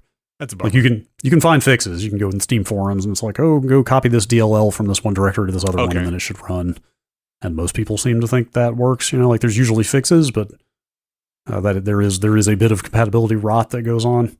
So, but broadly, you are right. Like, and I feel like that's maybe a conclusion more and more people are coming to. Yeah. I think the longer the tail on consoles gets, where it's like, oh man, I got to break out a PS2 to go get my disc version of this and make sure and hope if that PS2 works, right? Like if that thing is running. And it just made sense to me. I did the same thing with Assassin's Creed on the last like big Ubisoft franchise sale they had. It was like, I've got these scattered all over. I'm just going to scoop them up during a sale and get them on one place. Why? I mean, look, part of me is broken and I like collecting things, okay? Part of me is like, again, when I was playing through, what's the name of the latest one that came out? Assassin's Creed? Mirage. What is it? Mirage. Again, my son saw me playing that and he's like, oh, like, do you have all these? And I was like, I do. I've got them all. Across 7 consoles. Whether I should or not, I do. I mostly liked 60% of them, let's say. Anyway, that's Final Fantasy. I've got them all. Capture them all. The ones they don't have, though, are like Dirge of Cerberus, some of the spin-off games that were exclusive to like the DS, obviously. Those games not on the PC. So can you get the full Final Fantasy VII experience? I don't know. Can you get the full Assassin's Creed experience? I'm going to read a tweet here. Okay. From John Linneman at Digital Foundry. Uh-huh. This is from a couple weeks ago. That is very much what you're talking about right now. Mm-hmm. Fun fact, based on averages from how long to beat, if you were to 100% every Assassin's Creed game, including DLC, it would take you 1,393 hours. Which is 58 days straight without stopping. Who's up for the challenge? That's not me. So much. Bring it to TikTok, the Final Fantasy Challenge. Let's go. And that's just an estimate. And that's game playing time. Yeah, like those are averages from that site, of course. That's not stopping to do body things. Yes, that's 58 hours of game time. Yeah, good. That is a 58 hour. That's a 58 day. Days, not hours. That's a 58 days / played. Yeah. I don't know if that's the portable Assassin's Creeds as well. I wonder if I cashed in how many I've played and 100%ed. You certainly don't need to 100% those games, but what my reduced time. I bet I got like 300. I could knock like 300 hours off somewhere with if I cash them in. Anyway, look forward to our next session, 58 days of Assassin's Creed, our next tier where that's it. Strap me in and put a tube in my mouth. Put a tube in my mouth and a tube in the other end and catheter it up. And we'll just go starting from the first one because I'm sure that's what people want to see. 58 days of Assassin's Creed. Brad, if you could go back and play one Final Fantasy II completion, had to, let's say, not even you could, had to, which one would you pick right now? For like enjoyment? Yeah. You had to pick one. Man, there's a gun to your head, but you get to pick which one you want to play. Yeah. Gosh. It could be one that you never played before and you're like, I'll just play the one I haven't. Something I have been thinking about doing on a stream at some point, not the whole thing necessarily, but at least the beginning, is Final Fantasy V. Okay. Which I have never played still to this day. Is that the first Jobs system one? The job system came about in like 2 and 3, I think. Okay. 2 or 3, or maybe both. I'm not. 5 is one of the ones I hear the least about. 5 is the only Super Famicom one that never came here. So like 4 and 6 are 2 of my all-time favorite games. So it's like insane that I have never touched 5. I mean, it was years later before it got its first English translation. Mm-hmm. It did not come over here in the era. But there are ROM patches now for the Super Famicom ROM that patch the Game Boy Advance translation into it. Oh, because of course I don't want to play the Pixel Remaster or the GBA one or any of those. I want to play the one that I wanted at the time, right? Mm-hmm. Do you know where the translation from the Pixel Remaster comes from? Is that a new translation? I don't know, dude.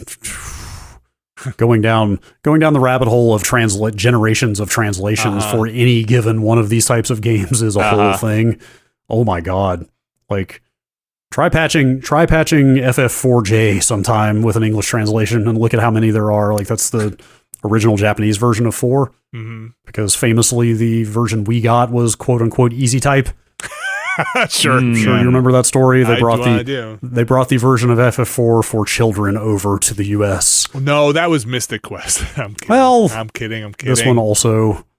Anyway, like, if you want to like patch English into the actual original Japanese version of 4, like, that's a whole thing of like, there's entire like blogs out there dedicated to which of these 6 translations is the superior one. That's great. Anyway, yeah, I might say 5. I might say 5? like, hey, I would like to patch up. People like that GBA translation a lot. I would like to patch that ROM and play that. Okay, 5. Good on you. I don't know which one I'd pick. I'd probably pick one of the later ones. Like, what's the Lightning one? Is it 13? 13. Yeah, like something like that. I haven't touched those. It's been a while. 13's great after 20 hours. That is Final Fantasy VII Remake Rebirth. Rebirth end of this month. We'll have more to say about it closer to release, I am sure. I think that's going to do it for the games for this section. We're going to come back. We're going to talk about news and nothing less than the fate of Microsoft and Sony. So stick around. We'll be right back. We are back. And if you remember, we here at Nextlander were deciding the fate of Microsoft. Will you have a console in the next 5 years, or will you won't? And it seems like somebody was listening to this podcast. Brad Shoemaker, Phil Spencer's gotten out there, and if he said to me, I'm listening to you. To you? He said, we're listening to you. We talked last week about the rumors going around basically surrounding the core, which was Microsoft we talked about this a couple of times over the course of this podcast, Microsoft putting its first-party games on other consoles, which led to big speculation and a lot of I don't know, internet fervor, hand-wringing. Over a hubbub over is Microsoft some ballyhoo. It's Microsoft getting out of the it's a veritable Donnybrook out here. console business. Are they the new Sega? Are they just going to license their software out to other consoles? Is this library I have accrued on this Microsoft Xbox platform going to be worth nothing? Brad Shoemaker, video games over. Are video games done? Over. Yes, I can confirm exclusively. Thumbs up from Brad. Video games are over. Brad, what's going on? Thank God. Getting into painting.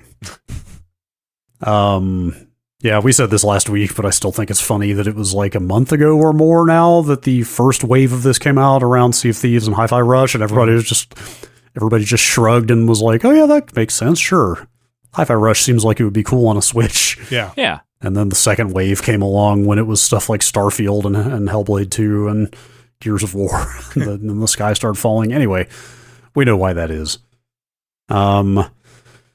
They have now said we will know, like hours after this podcast posts publicly, we will know exactly what they are prepared to say about this situation, because they have finally said when they will be talking about it and in what manner, and the manner turns out to be a podcast.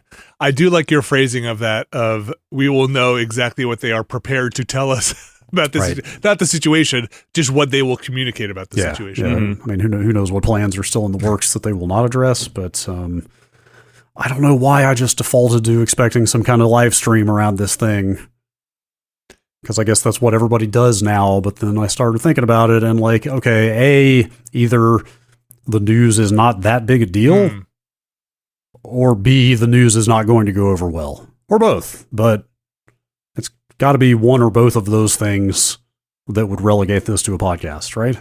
Mhm. Like, this is not necessarily the most auspicious way to make a big, earth-shattering announcement that you're super excited about, you know? Well, I think the initial thing before Phil said it was a podcast was, quote, "We're listening and we hear you. We've been planning a business update event for next week." And a business update event doesn't ring as podcast to me. So I'm kind of with you in thinking they might have some, I mean, business update event kind of rings as a shareholder group call, but, I guess when all was said and done, remembering that these are rumors and leaks and stuff that is tied to some of the filings they had that got leaked out from their Activision Blizzard acquisition. And so maybe they weren't planning on putting together a whole PowerPoint, presentation for this stuff. But yeah, it's hard to say. I mean, to be fair, like, this does just let Phil Spencer sit down and talk candidly and at length, in a way that he couldn't if they were doing some stage managed presentation. So, I mean, if anything, I expect this to be a more interesting way to present this information than if they had done some big manicured thing. But it does kind of feel like maybe they're trying to downplay it a little bit. I don't know. We'll see how it goes over or what they have to say. So that's the prepared podcast that they're going to do. Not prepared is maybe not the right word. The planned podcast they're going to do, but some information has started to be reported on. Yes. Yeah. I'll just say sources. that's the official Xbox podcast, I should say, at noon Pacific on Thursday the 15th. Okay. Is when that will be up and all the info will be in there. The Verge has reported, like, pretty definitively what they say is going to happen, which kind of leans a lot more toward the dipping their toe in, like, easing into this end of the spectrum that was initially reported weeks ago. They say it's going to be Hi-Fi Rush and Pentiment up front that are coming out on other platforms. They don't say which on which. Maybe it's both on both. Maybe it's both of those games on Switch and PS5. Who knows? And then Sea of Thieves potentially down the line, like later this year, is what they say. So these feel right to me. Yeah, like nothing against any of those games, to be clear. No. I'm not saying like those games are not important or whatever, but those are definitely like smaller games. Like those are not Starfield. And again, if you're talking about dipping your toe, if you're talking about just sort of easing into this idea of putting your stuff on other platforms, I feel like if you're going to pick some games from your recent catalog, those are the ones you go for. Yeah, and especially because they're like highly acclaimed, like Hi-Fi Rush and Pentiment, both like well-loved games. Like the people would love to see those playable in more places. And so The Verge is reporting they say they have sources who are familiar or close to the plan.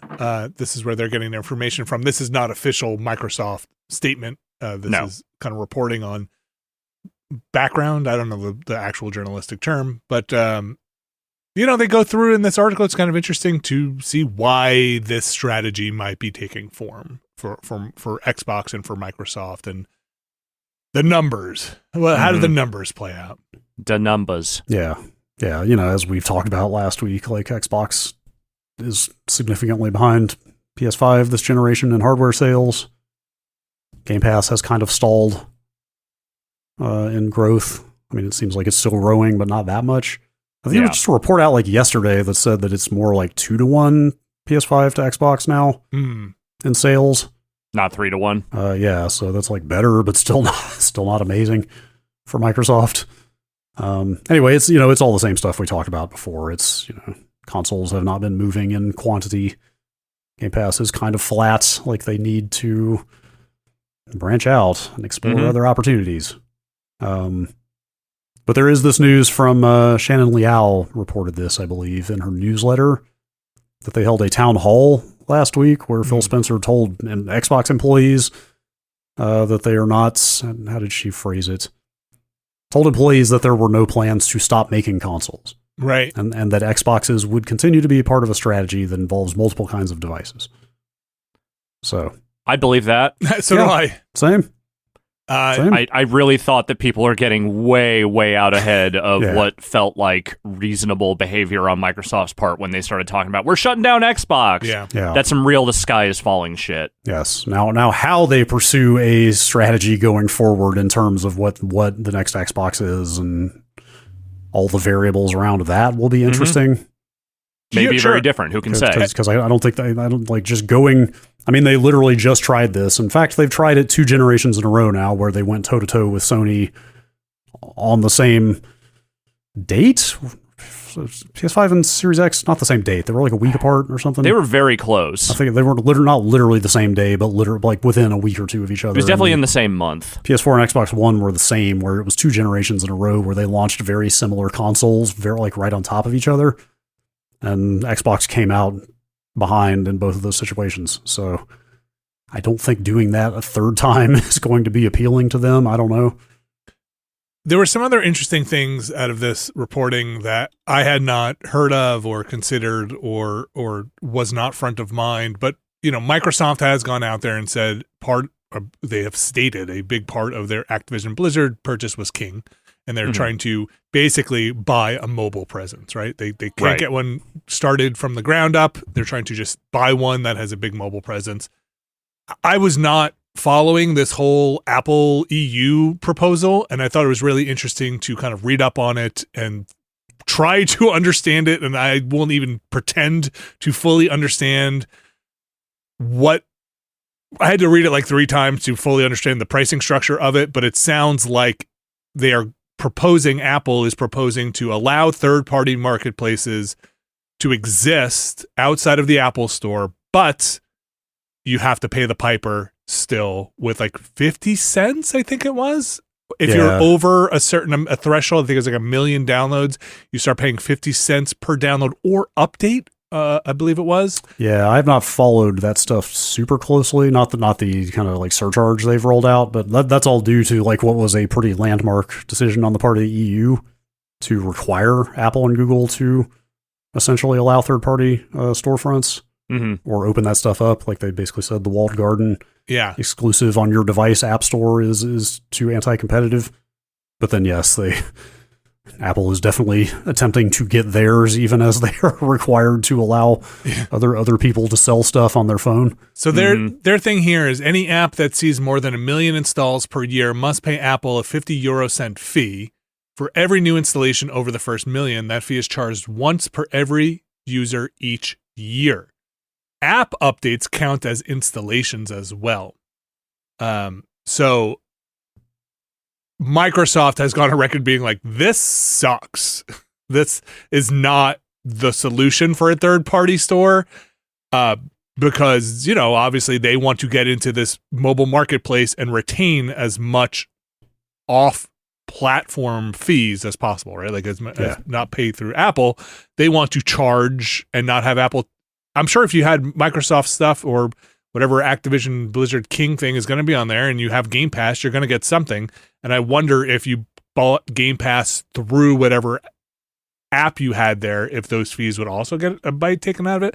I don't know. I'm not going to pretend to know. But what I do know is they want to retain as much percentage of a initial purchase as possible. So I don't know if this affects some of their strategy going forward. There's a lot of moving parts in these businesses. And I think in this reporting also said, Brad, correct me if I'm wrong, didn't it say something like Xbox overtook Microsoft, like in terms of revenue, like a year or two ago? The gaming business specifically? Gaming business, yeah. Overtook Microsoft's software? I think it basically has become one of their most like profitable divisions. Yeah, I think the factoid you're thinking of is the gaming business is now more profitable than Windows. Windows, yes. Which is a big deal. Yeah, it is. I mean, Windows revenue has definitely been falling for years as they stopped selling it or requiring everybody to pay for it all the time, although they certainly harvest plenty of data out of it. You're the product now as a Windows user. I'm always the product. Do you still have to pay for Windows, though? I feel like you do. If I bought Windows 11 without an upgrade, don't I have to buy it? So you can now use Windows in perpetuity without activating it, but they lock a bunch of stuff out. Super lame. So that's why like every set of benchmarks you see that like hardware review sites do all use like the default Windows wallpaper and stuff because you can't change any of that if you don't activate it. Does it still have that like please activate watermark in the corner? I don't think the watermark is there anymore. I can't remember. Anyway, I thought that revenue stuff is interesting. I thought the mobile, even mentioning the mobile stuff in this write-up is interesting to kind of paint maybe a bigger revenue picture of what they're trying to do. The Game Pass stuff, like you said, Brad, kind of tailing off a bit, and what they're looking for. I wonder if Phil Spencer will get into some of those things on the podcast. Yeah. As they are clearly exploring other revenue streams to I would say bolster, Yes, I feel like he kind of has to. Like why else do you say you're doing this? Like if he just comes out, I mean, they do have to confirm what is being reported, assuming that's accurate, or correct the record if it's not. But, if all he does is come out and says, like, hey, these two downloadable, like $20 downloadable games are coming to Switch and PS5 now or in a month, maybe they come out right then. Yeah. Maybe it's like, hey, they're available now, which would be kind of cool. But if it's just those 3 games, it's like, okay, cool, it's good to know, but that's not exactly earth-shattering. But, like, I feel like with all this turmoil out there, he's got to at least gesture toward their larger plans around hardware and devices and platforms down the line. And I think one of the bigger things too that I really hope he addresses, and forgive me if this is, by the time you hear this you might know, and maybe you'll be like, that's so bananas, Vinny, why would you even say that, is if I pay for Game Pass, do I get that game on another console for a discount or free? Are we going to be able to? Probably not. Almost certainly not. Like, are we bringing anything from the Microsoft ecosystem over to these other places? I'd say the one thing, and I can't really speak to this because I have not played Minecraft on like Switch or PS5. But do you log into your Microsoft account in that game on those platforms? You do, right? I think if you're playing, I forget which version is Bedrock, the one that's not the Java version. Yeah, that's pretty much everywhere except on PC at this point. Yeah. So yes. So you do sign into Xbox? Do you get Xbox achievements over there? I'm pretty sure because I play with the kids, and I'm pretty sure on the iPad they use their Xbox accounts. Like, man, I don't know. Like, I would guess they're probably just going to port these games and they'll use the platform native features and that'll be it. But maybe you do. Maybe you do sign into an Xbox account on top of the PS5 version of Hi-Fi Rush. I don't know. I don't know either. I mean, look, I'm very skeptical that I would get Hi-Fi Rush for free on a Switch if I'm. Oh no, that absolutely will not happen because the platform holders, if they're going to allow that game on their platform, they want the money or they want their cut of the sale of that game. Unless this is a way bigger announcement than we are giving it credit for, and they come out and say, "Hey, we have struck a deal for Game Pass to carry over in limited situations or something." I don't think that's the thing you announce on a podcast, though. Yeah, I really don't. Yeah, that's almost too big. I feel like that's another tier of Game Pass. That's summer games. Ultimate, like right? That's the thing you're up on a stage talking about. Yeah, like it's been I think it's like 2018 or 19 is when the talk started that like Spencer wanted, or the Microsoft leadership wanted Game Pass on Switch, and they got somewhat close to talking about it or something. I mean, it's not out of the, it's not. It might sound bananas, but it's not out of the realm of possibility that there's another tier of Game Pass because Ubisoft has their thing where you sign up for their thing and you get a certain amount of games. EA has their thing.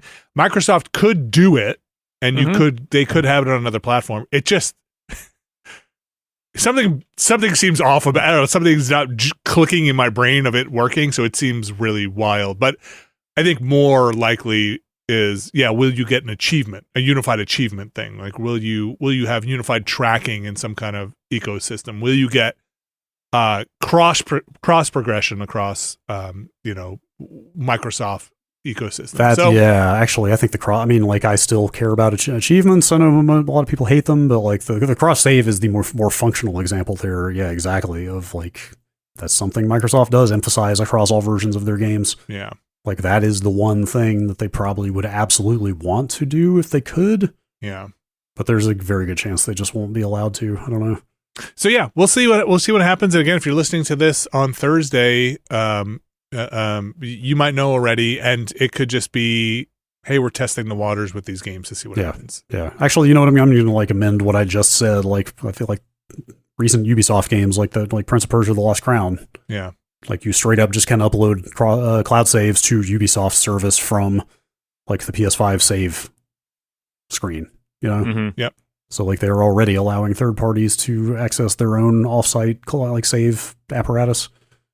So maybe they will have like Hi-Fi Rush, which progress shared between PS5 and Xbox would be kind of crazy. Seems weird. It seems like a weird future. For some reason, I feel like this is a weird distinction, but for some reason that seems way crazier to me than just selling a Microsoft-owned game on a PS5.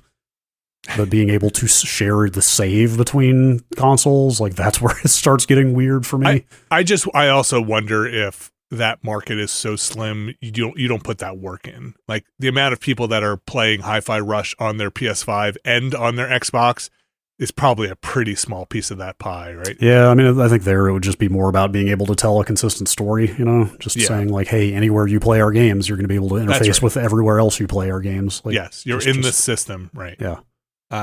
Yeah, we'll see. We'll see what happens. That's pretty soon. Again, you probably know now if you're listening to this after that announcement. Let's move on to the Disney news here.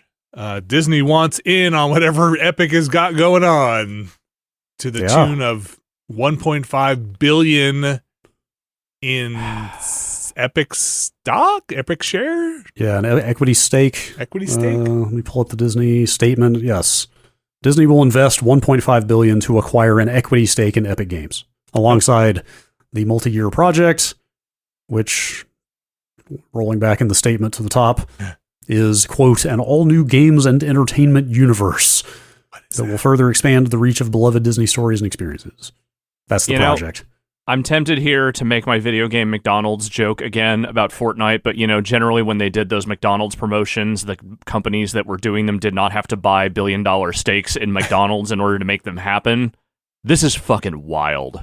It's a lot of money. It's a lot of money, but also it's what they're doing, and it's what they're talking about doing, which is to say, I mean, look, Disney has been dipping their way back into video games more and more, mostly by licensing out to other companies and whatever, but like they're going harder than they had in a while. And then you see stuff like Bob Iger talking about like, we realize that people are using screen time for a lot of video games these days, as if that's something that just came out of left field for him. Yeah. And it's like, well, we got to get in on this video game thing. What are the kids playing? Fortnite? Fuck it. $1 billion. Let's go. Where's my checkbook? Yeah. They do pay lip service to their current model at the bottom of the statement they put out. Disney's games business continues to deliver strong results since it shifted to a licensing business model in 2016. Yeah. So 2016, if you remember, is when they killed Disney Infinity and started doing things like licensing Star Wars to EA and things like that, and mobile. I guess that's doing quite well for them, but Fortnite is too big to not be in on, apparently. And they've had Marvel stuff in Fortnite proper. They've had Disney stuff. I think Disney stuff in characters and stuff in Fortnite proper. I guess it maybe sounds like to me, hearing you say it again, this will not be in that Fortnite universes thing. Maybe this is a separate thing. It's really hard to parse. I mean, the language is a little vague. I guess this is going to exist alongside Fortnite rather than within it. Yeah, like it's not Lego. It's not going to be Disney Fortnite a la Lego Fortnite. No, I don't think so. It's in addition to being a world-class games experience and interoperating with Fortnite. Maybe it will. I don't know. The new persistent universe. Well, that sounds like it's separate. That sounds like it's going to be a separate thing that interfaces with Fortnite in some way. If I had to guess, well, the big universe thing that they would definitely be calling a metaverse thing if that term had not been poisoned, that will be a separate thing. But the shit that you buy, like the avatars, the dances, whatever other bullshit, the Disney stuff they throw in there, I bet you will be able to take a lot of that stuff into regular Fortnite. Yeah, that's kind of what it sounds like. Basically, in addition to interoperating with Fortnite, the new persistent universe will offer a multitude of opportunities for consumers to play, watch, shop, and engage. Aha. With content, characters, and stories from Disney, et cetera, et cetera. Engage with my content. Yeah, so it absolutely sounds like, I mean, they literally talk about characters, shopping for characters and stuff. That does seem like something that should carry back and forth. I mean, that is the way that it would interoperate with Fortnite, right? Mm-hmm. All right. $1.5 billion, a lot of money. Yeah. And at the end of that paragraph, this will all be powered by Unreal Engine. Oh, you don't say. We were going to use Lithtech, but Unreal maybe seems like a safer bet. Yeah, so it kind of does now that I had just assumed this would all be part of Fortnite, but the more I look at this, the more it seems like it's totally a separate thing. I think parts of it will be part of Fortnite, but when you're going with a company like this and they are making this kind of investment, it makes sense that they want to build out a very special thing for them. Yes, they want the white glove treatment for their thing. Let me ask you this. All right. Let me ask you this, you two gamer heads out there. Okay, why you got to insult me? Let me ask you this. What gets initially bigger hype and clicks?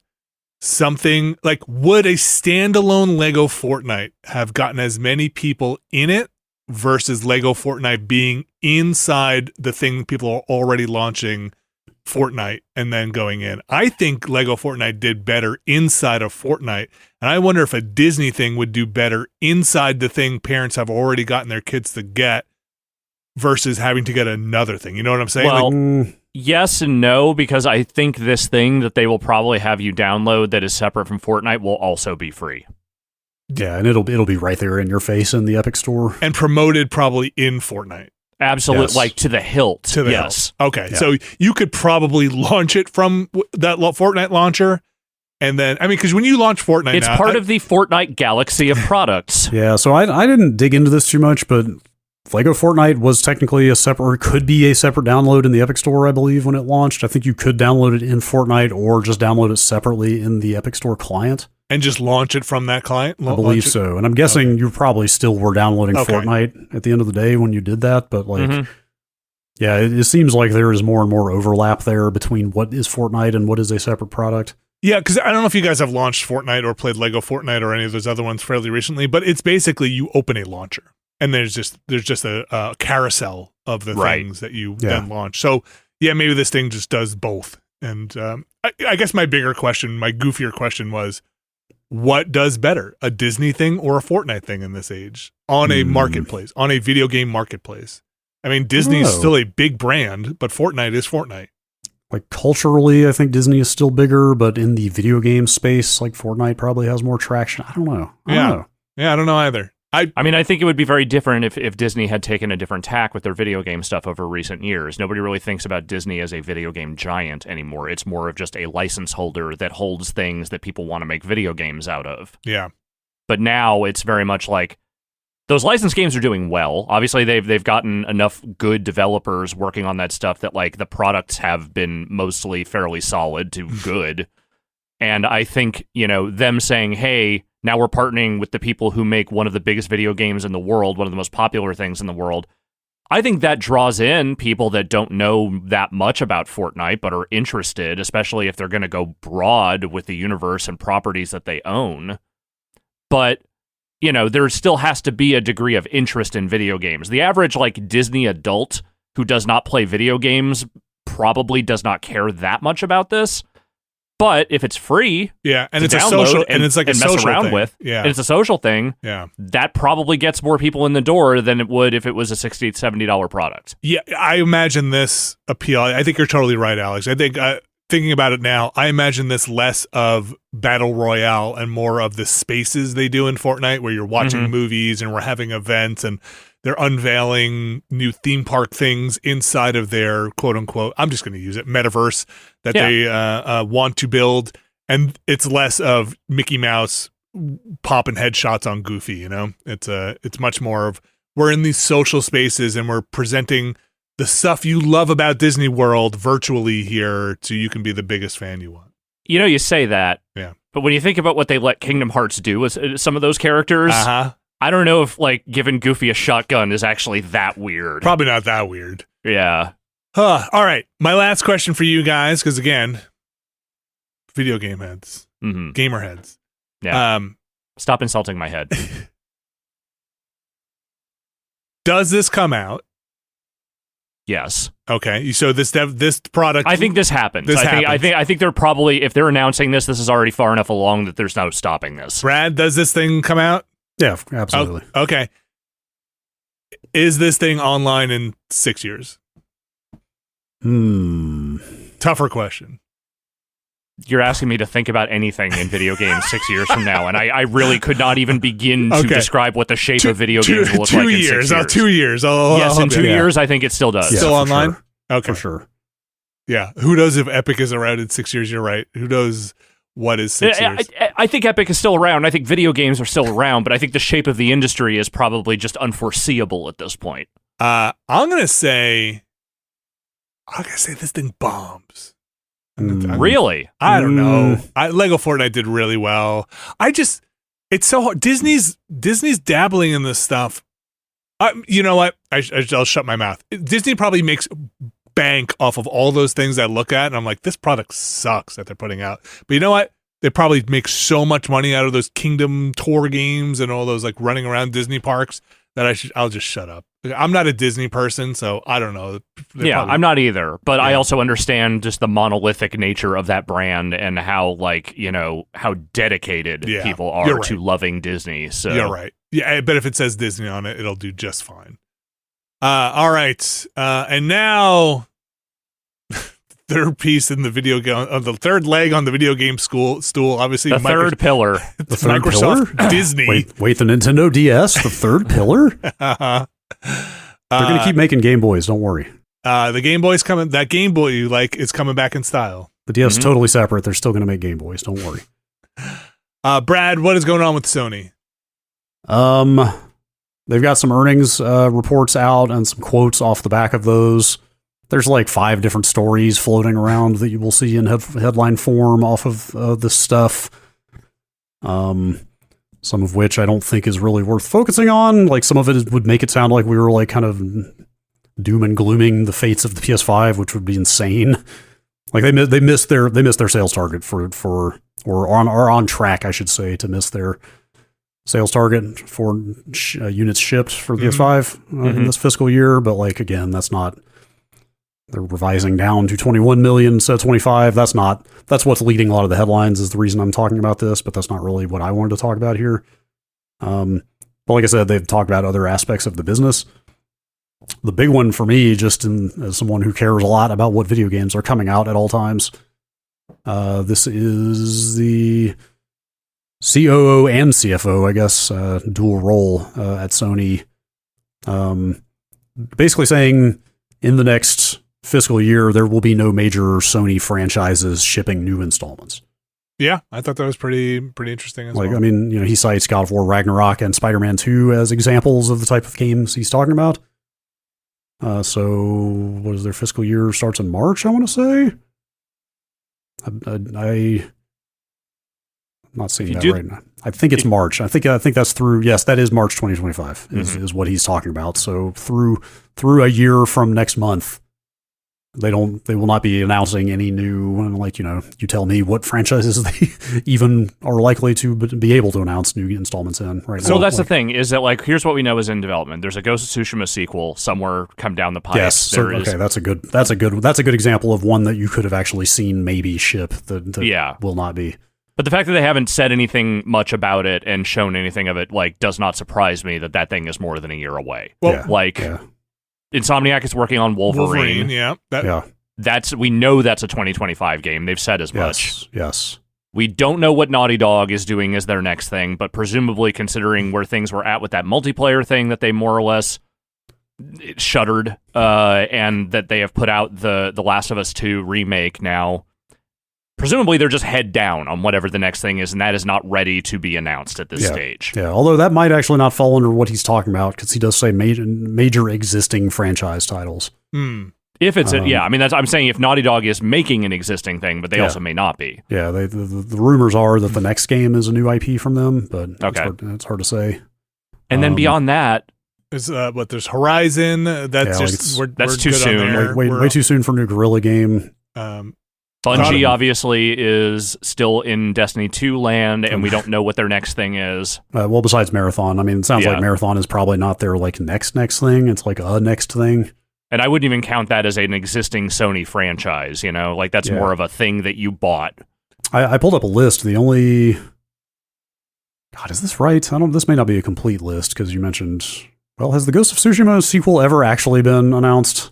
I don't know that it has. I don't think it has. But there's been so much rumoring about it, and I feel like everyone kind of just, once they figured out how many copies that thing sold, everyone just treated that as a foregone conclusion that would be the next thing. Yeah, I mean, I would be shocked. I doubt they're bringing Sly Cooper back, is what I'm saying. Yeah, the reason I ask is I'm looking at a list of games Sony has announced that are not out yet, and it's not on there. But it's not a lot right now. It's Concord, which is that 70s looking sci-fi first-person competitive Forgot shooter. about that. Mm-hmm. The Until Dawn remake. Fair Games, which is another online competitive heist game. Okay. Marathon, which is now technically Sony. And Lost Soul Aside, which I don't remember what that is. What is that? I feel like it's a character action game. Okay. Which Who's making that? Ulti Zero Games. Okay. And Sony is publishing it. So like that's all that is announced per this list. So I don't know. Like I guess I just brought all this up to say like what do the platform exclusives look like on the PS5 over the next year. This is first party developed, right? Yeah. So, they can publish stuff. They could tie up exclusives in publishing, like, Helldivers style, right? That's the thing, is that I wonder if they're probably just like secretly kind of relieved that Helldivers is hitting the way that it's hitting, because that's something you can at least ride for a little while. And also, especially like, the reports were that they originally had like a dozen live service games in development and then axed half of them, but still that's still a lot of live service games that they are still planning to carry through to completion. Yeah. At a time when live service is starting to seem a bit dodgier. So for Helldivers to hit this hard, I'm sure is a big relief. I'm sure somebody in there is looking at a chart being like, see? I told you, see? Yes, it is still possible. Yes, you were right. One of them hit. Good job. There's a corollary to this, because there was a lot of it. You said it at the top here, Brad. A lot of information floating around, and this is a trend that this is not really news if you've been following this stuff. But they want to bring more stuff to the PC. Yeah. So maybe we see more of that. But though I'm kind of pressed to think about what still needs to come to the PC. That's a big moneymaker. Gosh. I guess they've kind of brought a lot of things over. Most of the kind of big late period PS4 games and PS5 games are like out or on the roadmap. Yeah. Mm-hmm. I just realized Death Stranding 2 is probably them, right? Yes. But that's also not in this next fiscal year. Yeah, that's just published by them though. Yeah. Like that. In fact, that was like the first game was only published on console by them. They didn't even publish the PC version.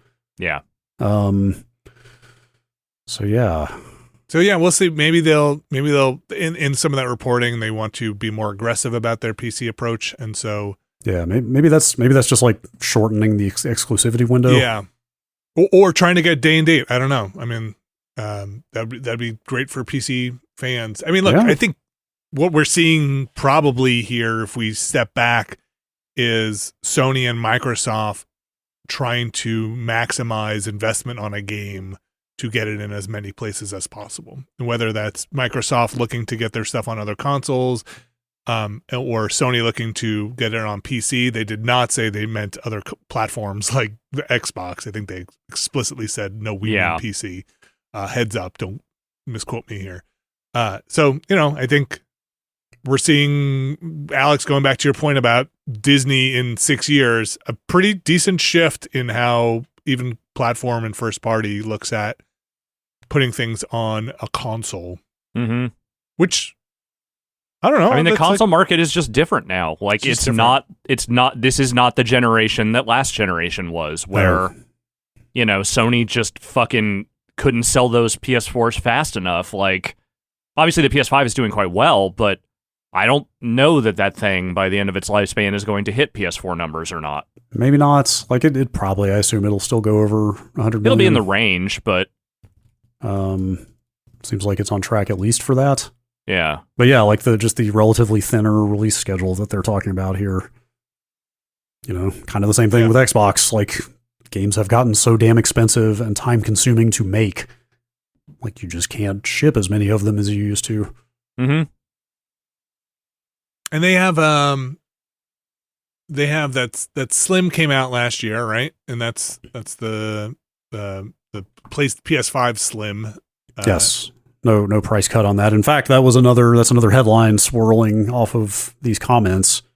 They've also basically said, like, don't expect PS5 price cuts anytime soon, if ever, because they just can't reduce the cost of manufacturing the way that they could in prior generations. That this thing just continues to be expensive to make, and also like the die shrink on the SoC in this thing. Like we're just at a point where you can't shrink chips anymore the way that you could for the last 20 years. Yeah. So they're not going to be able to like make that thing smaller and cheaper fast enough to justify price cuts. And this Video Games Chronicle kind of ends here, the one you shared around with the rumor that maybe there's a PS5 Pro in the works. Those rumors have been persistent, and I'm like dying to see what's going to happen with that. Yeah, and the rumors are 2024, right? Yeah, they've all been between like September and November of this year for a launch for that, is what everybody's been saying. I really wonder. So if that happens, they would probably launch at current PS5 prices, right? Or do you bump it up even more? I could bump it up. Oh man, yeah, maybe. I don't know. That's a pricey proposition. You could see a $600. I could see a $600, but on that, maybe you get a price cut then. I don't know. That's all speculation, but they could avail themselves of this modular disk drive with that. Oh, and just sell a digital only Pro that optionally can take that thing just like a regular one can. In fact, the price for the disc version of the PS5 now. Yeah, like no. I mean, I just like independent of that. They could offer a cheaper option if people are down with digital only to get a Pro. Sure. At say $549 or something like that. I'm just guessing. Sure. Well, we'll just be playing Helldivers all through 2024. Yes. Fine. Yeah. Seems all right now. Yeah. Yeah, I almost went out and got a Slim when they launched it. Like I almost just went out and traded in my launch PS5 for a Slim, but all those Pro rumors picked up so much and put it at such a at a release date that's soon enough that I was like, I might as well just wait and see what's going on. Wait and see what's going on. That's the video games industry. Mm-hmm. Wait and see what's going on. For Microsoft, you might not have to wait too long. For Sony, maybe we'll see what happens. Middle of the year, I guess. I don't know, whenever new consoles are announced. Stuff is getting weird. Mm-hmm. Yeah. I like it when the business is weird. I like it when it was healthier, but yes, that goes without saying, But in terms of like companies making moves and like shaking up longstanding policies, that kind of thing, in terms of like Xbox games on a PlayStation, that sort of thing, it's like stuff that you never could have envisioned 5 or 10 years ago. Totally, yes. Like playing God of War on an Xbox and playing Gears of War on a GOW's coming to a console near you. Mm-hmm. It's the branding's already there. That's it for the news, yeah? Yep. For now, again, recording this before Microsoft gets out there and announces you have to mandatorily turn in your Xbox to a shredder or take photos of you smashing it with a hammer. Mm-hmm. We have an email address that is podcast@nextlander.com, podcast@nextlander.com. Brad Shoemaker, you got an email or two here? Yeah, let's do a couple of quick ones here. Question from Rob in New Jersey. Okay, Rob. I need to follow up on this. Mm-hmm. I was wondering if the crew has thoughts on the emergence of the Exit 8 likes that have been starting to crop up. I had no idea about this. Me either. Neither did I. What would you be looking for in an expansion or evolution of the look and find style hallway game like the Exit 8? Have you checked out any of these other observation games like Project 13, Surveillance Work, and False Dream? Oh, man, I have not. False Dream, did you say? False Dream is one of these. I don't I'm know. Looking at it now. Oh, wow. Yeah, look at that. You find yourself trapped in a dream. If you can capture anomalies in the dream with a camera, you might be able to escape. That sure does sound like that. Mm-hmm. Like explicitly exactly like that. I feel like some of this is probably, now we're getting into the academic side, right? It probably comes from like a Five Nights at Freddy's kind of thing where you're looking to see what changed, right? Like you're watching the monitors to see what's going on, what's changing in the, I don't really know all that much about Five Nights at Freddy's, but let's be real. Exit 8 did not invent the style of game. It created a novel concept for it and also made a really nicely like visual package simple, but very, very effective for what that is. Yeah, the look of it was a big part of it. I think not jump scary is what I like. I liked kind of about Exit 8's. Like unsettling in places, yeah. but not that jumpy. There were a couple of jumpy things in there, but they were clever. They were Yeah. not predictable and trite. Like It's not just a face leaping at you and screaming. You know. Yeah. I like the horror genre of it. I think that works pretty well. So I think you can kind of go through that. So I like a purgatorial quality to it. Sure. Mm-hmm. I like feeling like you're stuck somewhere you don't want to be and there's no getting out.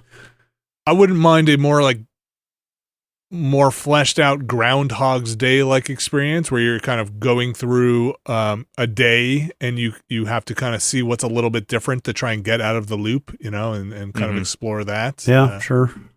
Yeah, God, all three of these that he mentioned have come out in the last 3 weeks. Do we have a genre, the observation genre? Is that what No, there's no Steam tag for it yet. Okay, not yet. Games industry is moving too quick. Like we've got walking simulator, hidden object, horror, psychological horror. Yeah, we need a name for this type of game. It's gonna be tough to beat the Exit 8 though.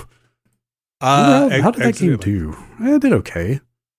Considering it seems like it was mostly a very small scale project, I'm sure it did way better than they had expected. Yeah, it's got 4,500 Steam reviews. That's pretty good for a multiplayer game like this.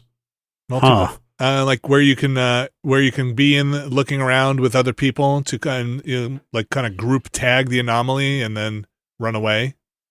A Lethal Company meets Exit 8, where you're there to tag anomalies, and if you don't find them or figure it out, your Lethal Company crew is stuck in this purgatory. Mm-hmm. That's what I'm looking for. Okay, all right. Like imagine if you entered the buildings and you were trying to look for the thing that was weird in the building, Mm-hmm. Which maybe that's like those paranormal find the ghost games. I don't know. I'm kind of losing the thread a bit. Brad, you got another email? Here's an email from Octavis. Okay. When was the last time you seriously booed something? What would it take for you to boo something in the future outside of it being racist, sexist, etc.? Okay, so now I don't think I've ever booed anything in my life outside of a wrestling show. Yeah. I've booed at the TV, like some of those Twin Peaks episodes. Does that count?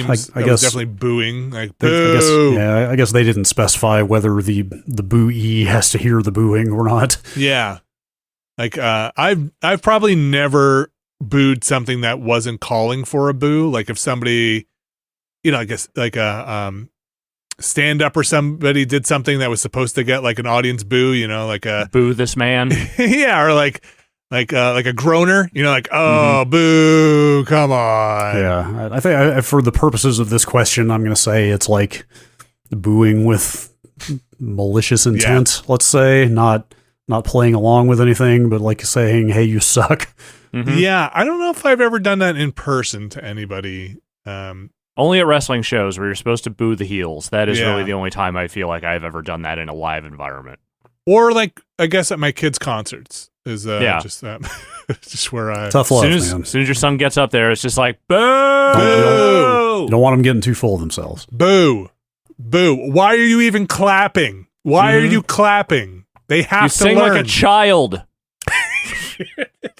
That was terrible. Let's all admit it. That band professor is going back to his room and drinking. This is stop. I'll boo you too. Mm-hmm. I'll boo anything. Test me. Yeah, test me. No, I'm not a big booer outside of expected contexts. Yeah, I don't need to add my voice to a thing that's already terrible. But you know what? A good boo every once in a while when you're watching something and something disagreeable happens, like just one of my favorite things about Mystery Science Theater is that anytime they would do a movie where something like, a guy slapping a woman or something happens, they wouldn't even do a joke. They would just yell, boo! Sure. And it's like, you know what? Yes, that works. That's good. All right. I'm trying to think. You know what? Okay. I mean, this probably falls into the exclusion zone of what we said. I have booed at rallies where like counter protests are. I have definitely like, Oh, sure. yeah, Okay. like, but that's probably falls into the part of like bigotry, racism, Yes. whatever. I don't boo those. I heckle those. I yell things at them. I don't usually just yell boo. Boo. Yeah. I've used boo to scare people. Boo. Does that count? That's okay. That's different. Okay. I've played as a boo in a Mario game. Oh, you're King Boo? Yeah, I am King Boo. All right. Brad, we got one more email. Yeah. That's another Travis and Fargo. Oh. I also have a Nathan and Tumwater I'm sitting on. To be clear. Incubating. Kind of same theme as the last email, somewhat. Is it rude saying you're welcome to someone who didn't say thank you? Oh. Depends on how you say it. Oh, yeah. I'm with Alex, yes. Is there any way to say that and not sound snarky? Actually, I'm not sure You're there welcome. is. You're welcome. No, you're welcome. Well, But if they didn't say thank you? Well, if they say something about it, say, "Oh, I thought you said thank you." so you hand me a glass of water, and then you just say, "You're welcome." There's no way that does not come off as petty. There's really no way out of that Well, one. that's okay. That's fine. If that's how they want to read it, they're more than welcome to. But if they say, "I didn't say thank you," then I'm going to return to them and be like, "Oh, you didn't, huh?" That just sounds even more petty. Oh, that's interesting. Anyway, I still said you're welcome. Yeah, I mean, look, you could say it as, "Hey, can I use your bathroom?" You're welcome. You're welcome to use it. That's a way to do it. I think you say you're welcome to there. May I use your bathroom? You're welcome to. You're welcome. You're welcome to. You're welcome. You're welcome. No. Yes. There's no way to say that in the exchange of goods or services without sounding like a complete jerk. You're right. There is no way, and you should absolutely do it. You do it. I mean, look, I do it all the time. Mm-hmm. You're welcome. Oh, thanks, Dad. Yeah. No, thank you. Thank you. Mind your P's and Q's. Emails, that's it? Yeah. We'll incubate we'll save the rest in the pouch. Again, the email address is podcast@nextlander.com. We have some big, exciting news. If you're listening to this, you might be familiar with one of our other fine products. We want to engage you with our content. We want our content to be engaging. We want you to be content with our content. Our content. Mm-hmm. We have wrapped up Twin Peaks Season 2 with the Watchcast. We have a very large finale that is currently up. You're telling me, buddy. 3-ish hours? 3 hours. 3 hours. We go through, we share our thoughts, we go through and we nail everything 100%. Mm-hmm. We have done now the entire original network series run. Yeah, it's true. We've survived Season 1, Season 2 strikes. We've had and the lows. Everybody survived. James survived a lot of things. I'm not sure James survived, but I guess we'll find out later. So we are done with Season 2 of Twin Peaks. We are doing 2 movies. The next of which is Dick Tracy, a Brad Shoemaker pick. Yes, Brad's pick of Dick Tracy. That'll be on. I had to know Monday. Yeah. I'm glad that was fun. And I'm glad to know. I had to remember. And the movie and all the things surrounding that movie. And then after that will be Darkman, and then we'll have the rest of our schedule kind of announced with Darkman. Yeah. We'll have an actual theme for March. This was just, hey, we got a couple of weeks left, so I just let you guys pick some movies, and I'm very happy with the picks you made. It's a Valentine's Day, the movies we'd love to share with everyone. Mm-hmm. There you go. Happy Valentine's Day. We're actually recording this on Valentine's Day. As I was reminded during the break, and I came up and said, oh, right, kids get Valentine's Day things at school. I forgot about that part of it. The movies we love and you love over on the Watchcast. Yep. So you can check that out. I hope you enjoyed Twin Peaks Season 2. We'll be coming back to that when, Alex? May is when we are going to do the return, and then at the tail end of April, we will be doing the Fire Walk With Me movie and the missing pieces. Okay, so tail end of April for the next step in the Twin Peaks journey. So you can check that out. We have Never Been a Better podcast going up on Friday with, speaking of movies, we talk a lot about our favorite movies, the movies we hate, the movies we don't cancel us, but maybe we like these movies over on Never Been a Better podcast with Abby Russell and Dan Reichert. You can check that out again on Friday. Of course, we got the Ramblecast, and we'll have Planorama, Q&A, all the goodies, the patron's choice later this month over on patreon.com/Nextlander. Did you know you can get in there starting at $5? Did you guys only know $5? Oh, only $5. What a deal! $5. And did you also know we can't do it without you? We just can't do it. We would just have to we'd shut it all down. Much like Xbox and Microsoft, we just have to shut it all down. Just have to stop. You can go over to patreon.com/Nextlander. Tiers start at $5. You can find a tier that's right for you. That's where you're going to find the Watchcast, Never Been a Better podcast, all of that stuff. Alex, we are making plans to go to PAX East, you and I. It's about time to mention that because we are probably going to have to plan for that in the near future. We have not done one of these in a very long time. So Got to shake it out. Got to remember how to be around people. What we're going to be doing there, I'm not going to say quite yet, but it'll be announced soon enough. Yeah, we'll be announced soon enough because we still have to work out some of the logistics there. But I'm planning on being there. So if anybody's going to be there, hopefully I'll see you there. I will not necessarily be on patreon.com/Nextlander during PAX East, but probably not. Something else that is over on the Patreon is the Mysterious Benefactors tier, and they get their names read on this here show. Alex Navarro, would you mind reading those names for us today? Them's the rules, gotta do it. Here are our Mysterious Benefactors for this week.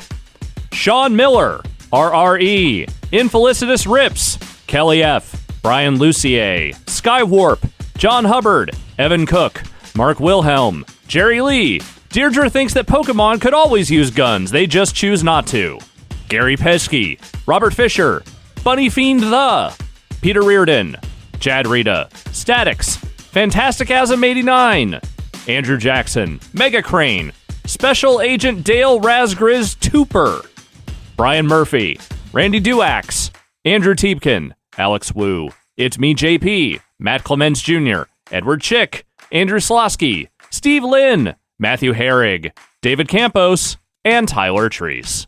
Thanks to all our mysterious benefactors, and thanks again to everyone who has continued to support us, and anybody who's new out there who wants to support us. Again, go to patreon.com/Nextlander. You support us, and you support us doing things with Will Smith, who joined us on Helldivers 2 last week, Abby Russell, Dan Riker, Jeff Bacalar, Austin Walker, who join us, well, I don't say every month, but, you know, we rotate people in for Never Been a Better podcast and different streams like that. By going there, you support them as well. So thank you very, very much for that. Couldn't do it again without you. Speaking of which, I think we mentioned Enshrouded. I think we're going to do Enshrouded this Friday. Let's do Enshrouded. Let's do Enshrouded. Right. There was some like juggling around about Skull and Bones and Enshrouded, but I really want to see Enshrouded. Yes. So I think we'll go and check that out, and see maybe Skull and Bones. I'll try that off on the side for now. Maybe we'll come back to it another time. I've got a Cyberpunk Gaiden. That's the side story stuff in Cyberpunk. That game's thrown a little dark in some of those side things. Curious to see where things go, and that'll be on Thursday. Brad, you're kicking it up on Thursday as well. Yeah. After that, haven't quite decided what yet. Got a lot of options. Skull and Bones all night. Oh boy, man! It's like there's like nothing among current games I want to play less than Skull and Bones. No offense to Skull and Bones. I don't know. I've got a bunch of Steam Next Fest demos of my own I haven't checked out yet. A number of other ideas. I'm not sure what I'll do yet. Okay. But 2 p.m. Pacific, I'll be doing something. 2 p.m. Pacific, on the internet. 5 p.m. Eastern on the internet. And like we said before, Alex and I went through a bunch of Steam Next Fest demos on Monday, so you should check that out as well. Thank you, Alex Navarro. Thank you. Thank you, Brad Shoemaker. And thanks everybody for listening. We'll be back next week.